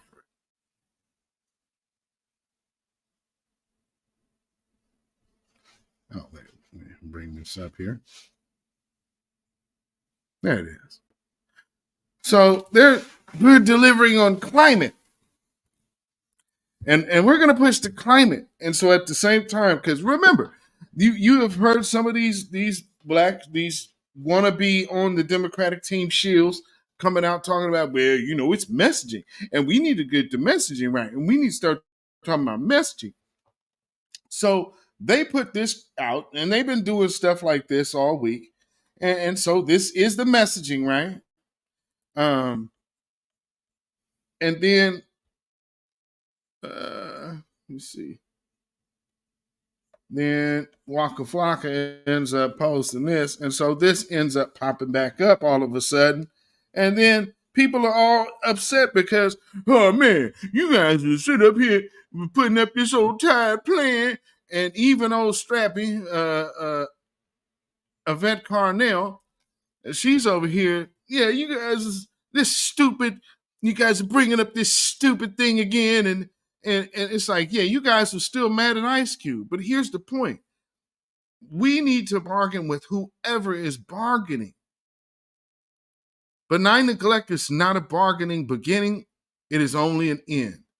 And the end starts at the beginning. So to lead people over there to say, well, you know, we got to have something. I'd advise y'all to go check out Roland Martin's interview with the Young Turks guy. Because he did an interview with the Young Turks guy. And yeah, that was pretty interesting. Let me see if this is what I want. A major focus of the Biden-Harris administration is investing. Yes, it is. So again, as we talk about messaging, this was something else they attempted in messaging. A major focus of the Biden-Harris administration is investing in education for all Americans. Here's what we've achieved by the end of 2023. We secured a historic $130 billion for America's K-12 schools for more teachers, counselors, social workers, and staff. The administration emphasized strengthening community colleges, apprenticeships, and technical career programs, a key mission of First Lady Dr. Biden. The U.S. Department of Agriculture expanded access to free school breakfasts and lunch for more students based off of the community eligibility provision. We have remained steadfast in fixing the broken student loan system, approving over $132 billion in debt cancellation for 3.6 million Americans through various actions. That includes fixing the Public Service Loan Forgiveness Program, resulting in almost 750,000 people like Tanya and Chad getting their student loans forgiven. And we launched the SAVE plan, the most affordable repayment plan ever that cuts undergraduate loan payments in half. In response to the Supreme Court's decision on affirmative action, the administration created strategies that encourage institutions to continue giving meaningful, holistic consideration to student applications. When it came to making college affordable, President Biden championed the largest increase to Pell Grants in the last decade to benefit low and middle income students. The administration also invested $25 billion total to HBCUs, tribal colleges, and minority-serving institutions. Vice President Harris embarked on her Fight for Our Freedoms college tour earlier this year to bring focus on key issues that disproportionately impact young people across the country. Our nation's students are the best and brightest, and we will continue to ensure they reach their full potential in 2024.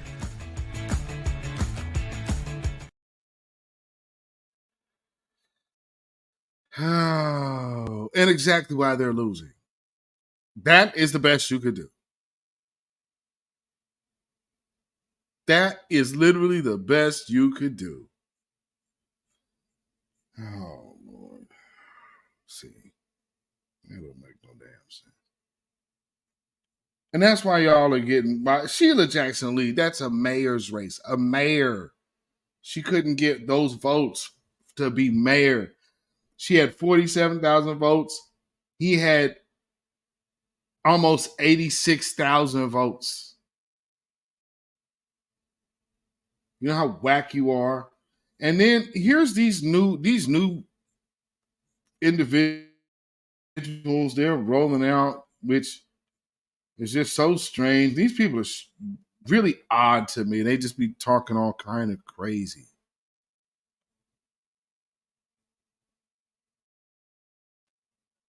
Like this new one here. They love getting these mammies, don't they? We're always willing to have a conversation, but I believe Congress has been talking about this long enough, and I'm happy that the question was called. Unfortunately, people who know the stakes to put politics ahead of our national security interests. What they're doing now, they're talking about national security, but you're literally talking about doing something outside of this country. How does that make sense? Their issues are their issues. And frankly, we're always willing to have a conversation. But I believe Congress has been talking about this long enough, and I'm happy that the question was called. Unfortunately, people who know the stakes, who are supporters of Ukraine, who are supporters of Israel, decided to put politics ahead of our.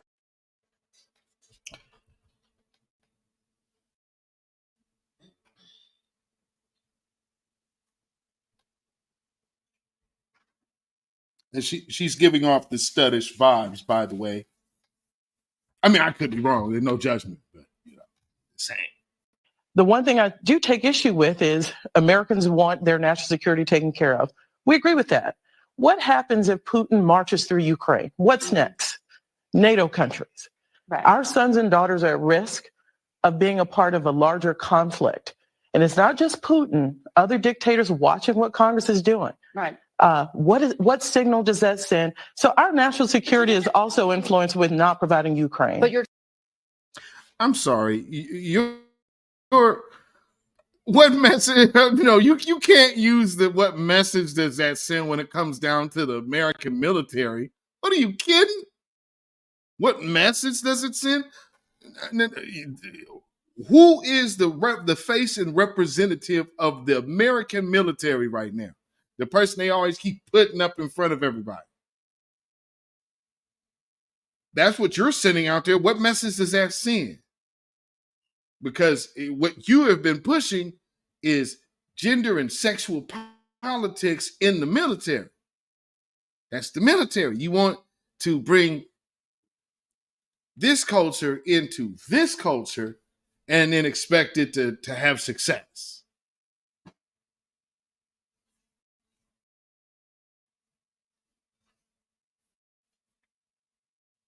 All right. Where's the success of that model in history? Is there one? I wouldn't think so.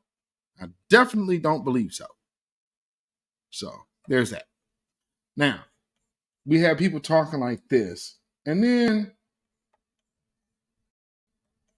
oh man, there's the one.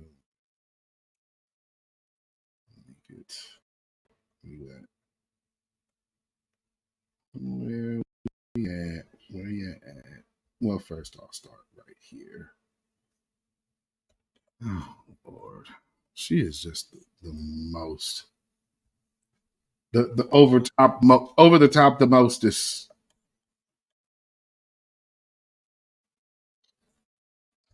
Okay, so get this real quick and get this in here.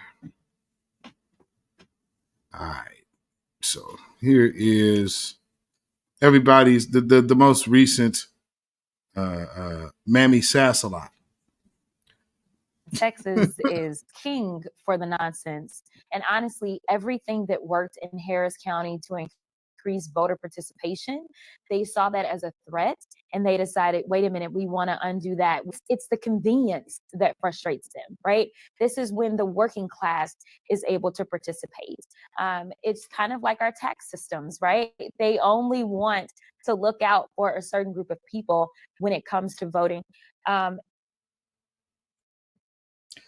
a very interesting perspective. They only want to look out for certain people when it comes to voting. And that's the pot calling the kettle black, sweetheart.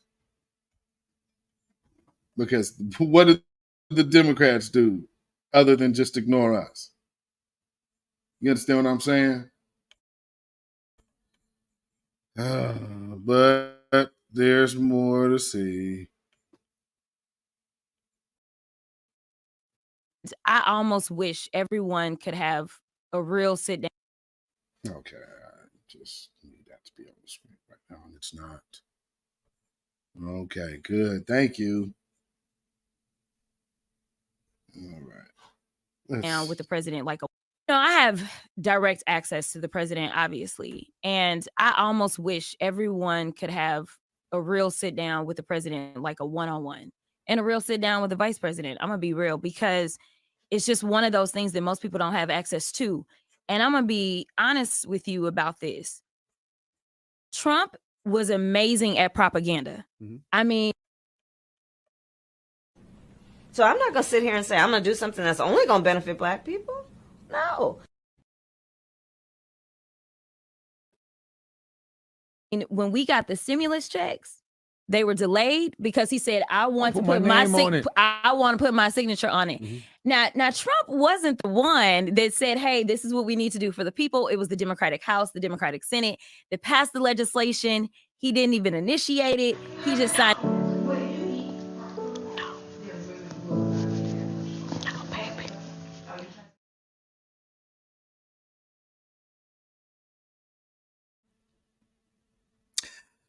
You know, with all of that being said, why has none of it? See, if that's the truth, then when Joe Biden got in office, why didn't this continue having what you had now?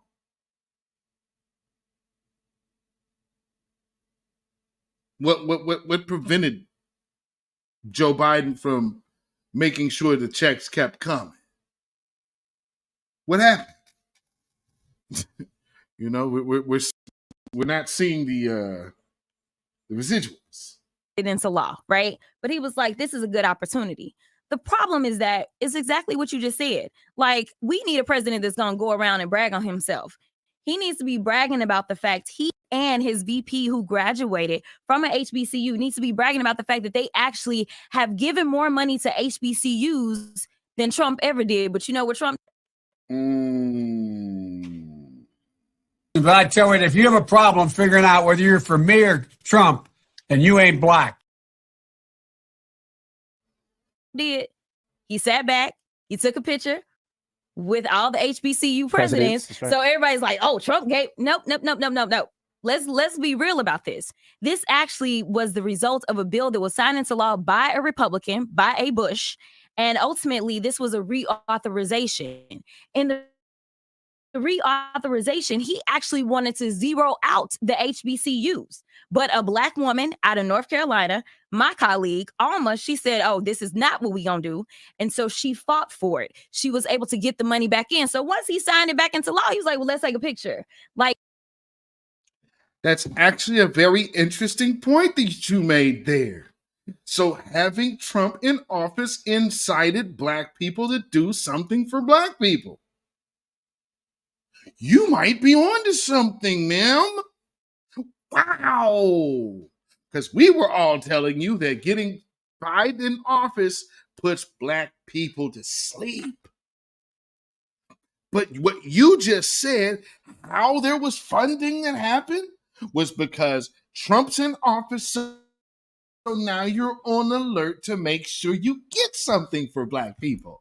But now that Biden's in office, you just got Biden in office and act like that was the deed for Black people. But see, here's again an actual witness to tangibles when you knew you didn't have a friend.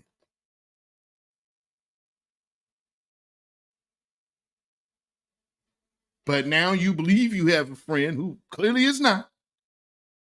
Oh, well, you know, he ain't never going to just have some pro-Black president. Like, it takes that to do something. Well, Trump did this, Joe Biden can't even mention Black people. When, like the question I asked earlier, have you heard any of them talk about anti-Black violence? Have you heard the phrase anti-Black at all? No. And now they're getting to a point where immigrants are the country, and the country was built by immigrants. And there was nobody else here but immigrants. Because immigrants built this nation, and immigrants. So what about Black America? Immigrants. We have to do some of the gimmicky things, the things that will allow people to see and visualize. But let me tell you something. Oh, y'all do gimmicky things. It's just whack. Man, I'm telling you, the Democrats do some gimmicky things, family. I mean, and one of those most gimmicky things is allowing your borders to be overran nonstop by a bunch of people who just decided that they were going to pack up and come here because Joe Biden's anti-black plan. And truth be told, Joe Biden's plan should be called Joe Biden's plan against Black America. That's what he should have really ran on. That's what he should run on now. Because Joe Biden only has a plan against Black America. And now because, see, when you go against the righteous, everybody suffers. There's a scripture that says, when the wicked rule, the earth mourns. But when the righteous rule, even the trees rejoice. Here's the thing. This is wicked rulership.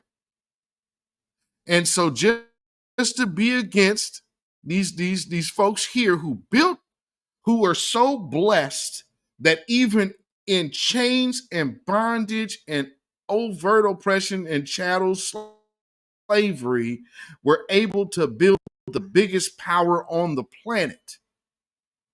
And no one now wants to pay the piper.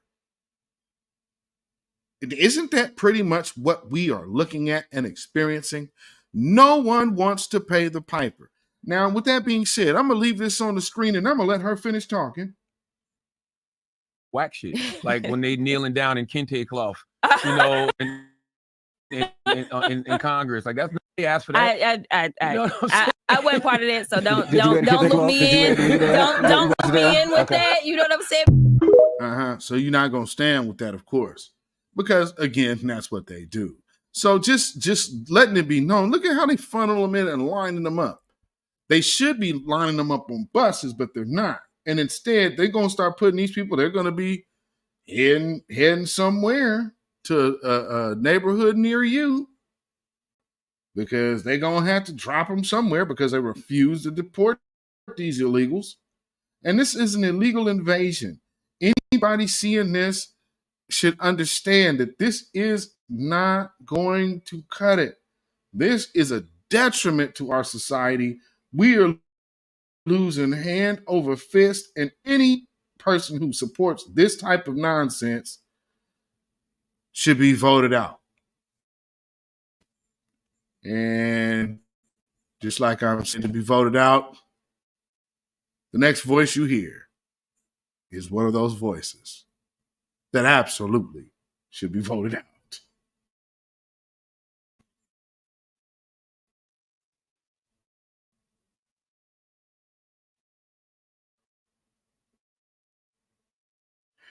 Oh, Lord, hold on. What is going on here? Okay, listen to this, family. You talk about sound like an old Negro. What's going on here? They're looking for headlines, and they're throwing stuff up on the wall, hoping that something will stick.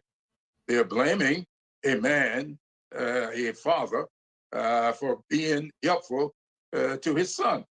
And that, to me, is just untoward. I don't know where these people are coming from. No facts, just innuendo. No, that's not true. They have plenty of facts. Hunter Biden is super duper dirty. So dirty that he had to come out today and hold a press conference saying that his father had no parts of his doing, never gained a dollar, never gained a dime and whatnot. And now we're supposed to sit up here and act like a damn crackhead who we got pictures and video of smoking crack. We're supposed to be now taking moral cues from him getting out because he got out in the press conference and said that his daddy didn't have any parts of his crooked crackhead dealings. And that's supposed to be enough? Yeah, okay. And if you're helping your son pay for a pickup truck or whatever that truck was, how is that impeachable? It does not sound like Now, this Negro is really, you got to be kidding. Now, for those of you who have been following what they have been trying to keep and suppress from getting out, all of these like Hunter Biden's laptop, and then all of this dealing with these Ukrainian and Russian oligarchs. And no, man, no, there is extreme probable cause. And the investigation should have happened a lot time sooner. But see, here's again, at this point, whoever was hindering that investigation to begin with also needs to be prosecuted, because all of this corruption is coming out. So you have one corrupt leader bailing out another corrupt leader. And what are they doing? Hoping that they could further their corrupt careers by getting America into a war that it doesn't need. Oh, but if we don't do this, man, if you look at all these other aggressors, what about that man and what about this? That's why they're doing all of that. They're trying to push this line. And then like if you watching Professor Black Truth, he's trying to, we're seeing the voices of New Black Media trying to warn y'all. They are trying to start a war. And reason being is every time Black folks make demands of America, of the American government, that's all the wars that you can go see. You can mark Black progress by the wars. And, this time around, you already know, Black folks don't give a damn. And they're talking about our sons and daughters will be in jeopardy. I think most of the people in our generation have tried to keep our children out of the military. For the most part. Now, we got family in the military. I got family in the military, but, sons and daughters, who's sending an 18-year-old out to go join the army right now? I don't think so. But let's hear some more of this now. Like a high crime and misdemeanor to me, sir. There has been a lot of reporting in the last couple of weeks that a number of House Republicans say they need to impeach President Biden so that it's a 1-for-1 to say that, well, look, there was an impeachment inquiry and an attempt to impeach Biden, just like there was an inquiry and an impeachment of Donald Trump. What precedent do you think this could potentially set if this impeachment inquiry is actually authorized? That's what I'm real concerned about, because there must be some kind of cause here. Just remember, in the impeachment of Donald Trump, there were facts laid on the table, and these facts were indisputable. He was impeached, maybe by a partisan vote, but the vote for conviction was bipartisan. It wasn't. So you admit to being partisan.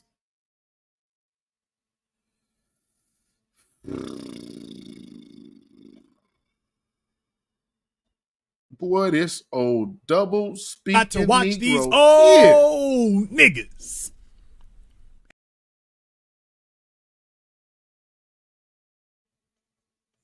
Huh. Lord. So, yeah, that's about The 2/3 necessary for the eviction to carry the day in the Senate, but it did get Republican vote. And because people saw this as cause for impeachment, some saw it as cause for removal from office. So y'all was doing the same thing. I remember people, man, they gonna put Trump in prison, man. Trump going to prison, man. They gonna put Trump in prison. And now is the other shoes on the other foot. Oh man, there ain't no other reason for the charges, man. It's crazy, it's ludicrous.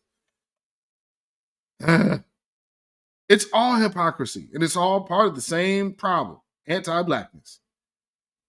Still, Kevin Tree said Clyburn talk like AOL dial-up. I swear.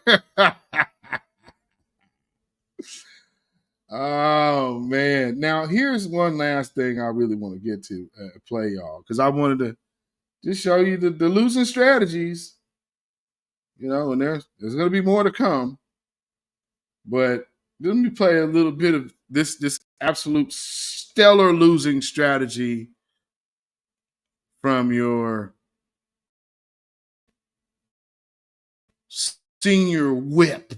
I thank the gentlelady for yielding me the time. Madam Speaker, shortly after the war in Ukraine began, I attended our annual pilgrimage commemorating Bloody Sunday in Selma, Alabama. Oh, Lord. I'm bloody on that bridge in Selma. Along with Steny Hoyer. Just before our departure to return to Washington, I was approached by one of our honored foot soldiers of that march from Selma to Montgomery, who asked to have a private word with me. I assumed she wanted to discuss what we might or might not be doing about voting rights, which is always the major topic of that event. Instead, she shared her serious concerns about the war in Ukraine and stressed that it was Congress's responsibility to act in defense of democracy at home and abroad. I rise today to bring the concerns of that veteran of the war against voting suppression to the attention of this body. That longtime defender of our democracy here at home said to me that if we fail to do that which is necessary to stop Putin in Ukraine, we may soon find ourselves in need of defending our homeland. What does Ukraine and Putin? There's been no implication that has anything to do with America. Matter of fact, Putin has said they want America to stay out of their business. So how does this turn down Russian aggression when you keep seeking to meddle in Russian affairs? And then they're trying to sell it to us as if Putin is doing something wrong. He had been done said, you need to stay in your business. But we're talking about, see, here's what you need to understand. This is white supremacists speak for. We need to control it to feel safe. Just like you need to have a police force to corral Negroes anytime you feel that, because just look how these people freaked out and thought that the world was ending when people started talking about defund the police. See, that's white supremacy's mechanism for supposedly controlling the blacks. Systems that were in place that never left, and you get old butter biscuit trading sellouts to get up there and toe the line for these people and get out there. Now you ain't gonna get up in Congress and say nothing for black folks. Man, you'll never get it. You never get reparations. But here is same said Joe Jimbo Jangle Clyburn.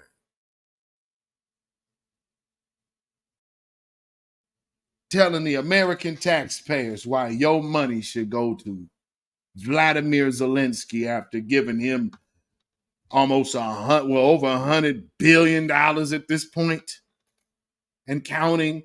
And so we want to fund two wars that are not our own and ignore all of those people that you just seen flooding into America. What war will need to be fought on foreign soil when you're allowing all of your foreign enemies to unleash their criminals in our country? So to say that our border is worrying about them, no. Our border is number one. We can't protect another country, protect another continent if we aren't protected at home. And you send a black man up here to get out there. And what they sent me out here to come say, now we need to figure out how we going to give them some money. And you are holding us hostage with all of this border stuff. And when you hear somebody like this talking, you better know, because I already told y'all, we already got it clear. Jim Clyburn hates black people. The failure to honor President Biden's supplemental request is endangering the safety and security of our closest allies. We need to do the right thing. No, we're not allies. Allies mean you getting something from them. The only thing that we get from them as taxpayers is America sending its police over to be trained by them to come over here and kick black folks' ass. That's what they do. Go militarize our police force and then send them back in black neighborhoods. That's not allyship for us. For freedom, for democracy and for international stability before time runs out. The American Sambo, Sambo, Sambo.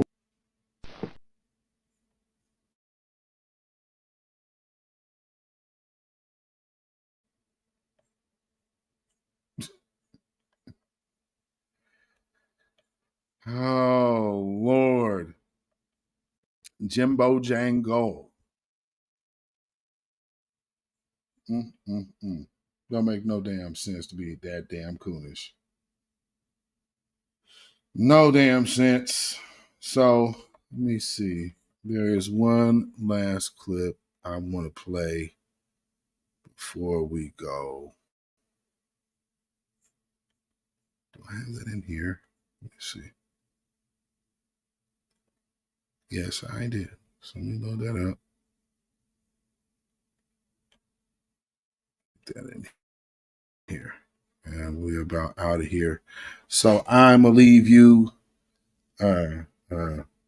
with this last little message from one of our master teachers, one of our icon elders who is already went on to glory, but a lot of the information, a lot of the predictions, especially the forecasting of things to be when they first did it, is now most definitely manifesting itself in our face well after this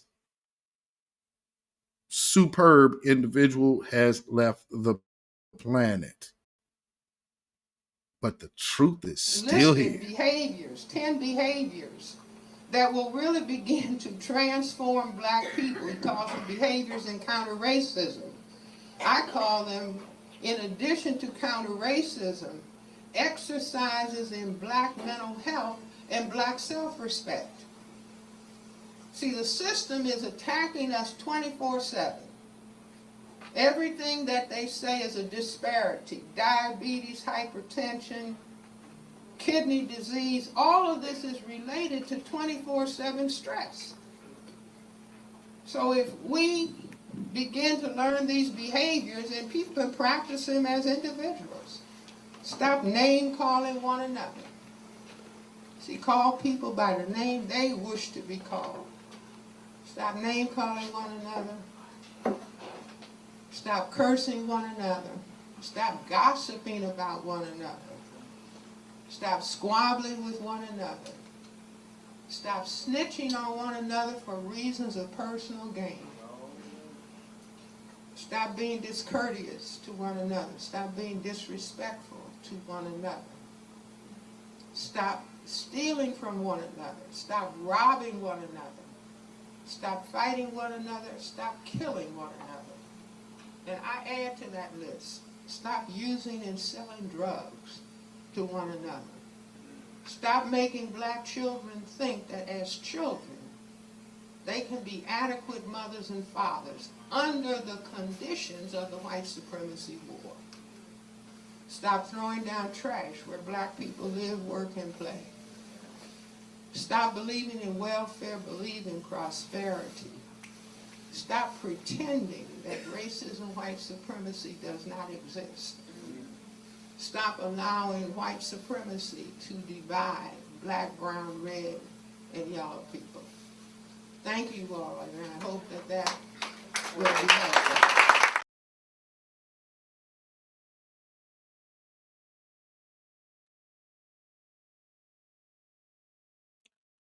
Yes, indeed.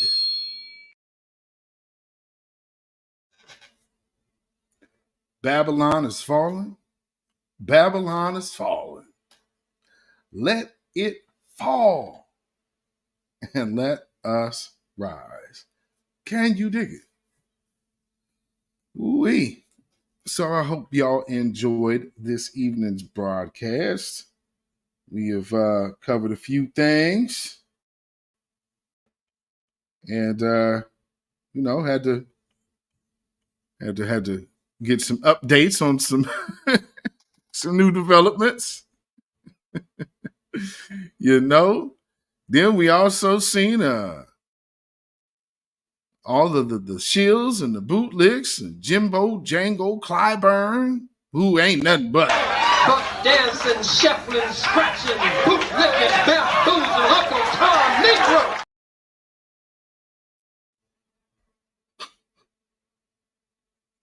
and everybody's most recent sassy mammy, who they're rolling out every chance they get. She's a young mammy in training, so they gotta make sure they get the mileage out of the money they spend on her while they're using her, putting her on every platform. Because that's what we're gonna start seeing over the course of the next year. That's why I said, let's keep the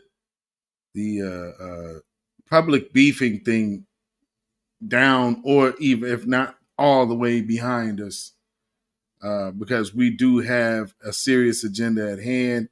We have a flood of a bunch of people on terrorist watch lists that Joe Biden is letting this country, and that should not go unrecognized.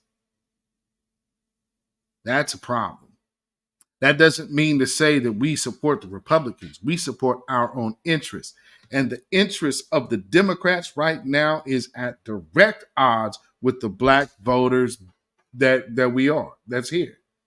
It's in direct opposition.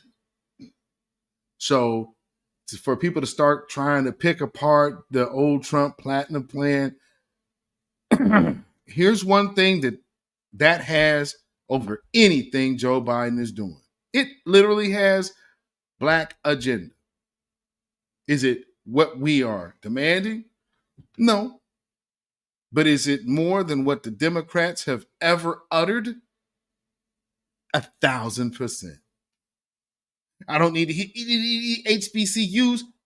That platinum plan is dealing with communities. Oh man, but the money doesn't make sense. See, again, you're shooting something down, and I'll be mindful of that. I'm not going to worry about taking something from this group and not taking something from that group. When you heard old Mammy down there in Jacksonville, Florida, what she say when Ron DeSantis came? He a whole Republican, anti-black Republican at that. His rhetoric helped probably energize that whole situation in the first place. But he comes down there and that woman immediately says, well, if he's bringing gifts, well, I'm going to take them gifts because Lord knows we done already been through too much already. So let's let him speak, and then we going to get this party started with all these dead black folks over here. The foolishness of it all.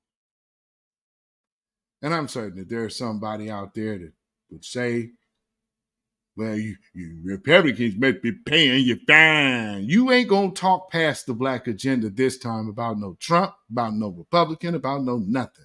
You will not be in conversations with anybody of any relevance talking about those things. And if you've already learned, you will see people just like there's not no last word. People will just walk off from you now. We doing a walk off now on the Democrats. And they have to own that, just like Joe Biden has to own it. This country is doomed. It is doomed, not just because of African Americans, but because by 2040, this country is going to be minority white European. You hear me? Minority white European. And you guys are going to have to start working more with Hispanics, who make up a larger portion of the population than y'all do.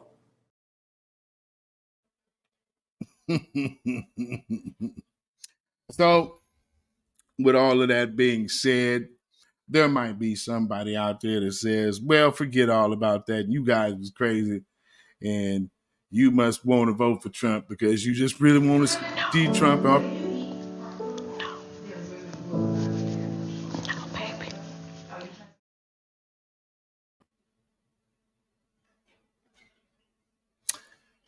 So, for those of you who are still ready to jump out the window for these Democrats. We're wrong and yada, yada.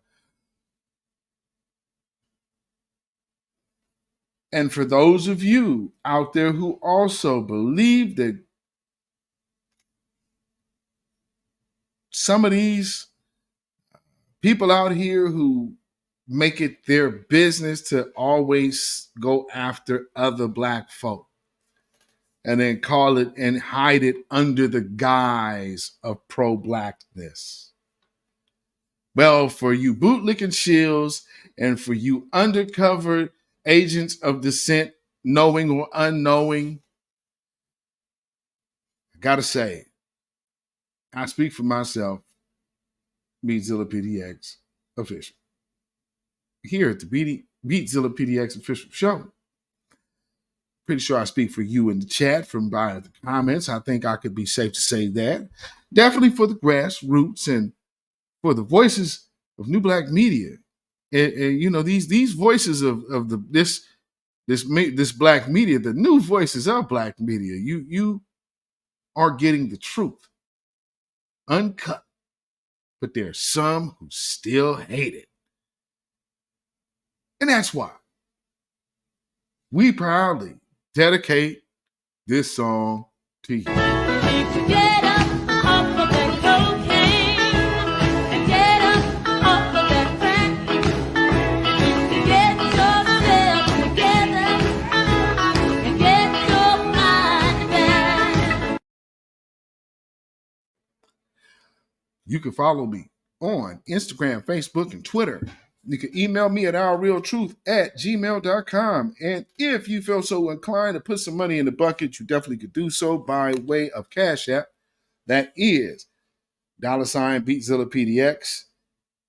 That's CashApp, $beatzillapdx.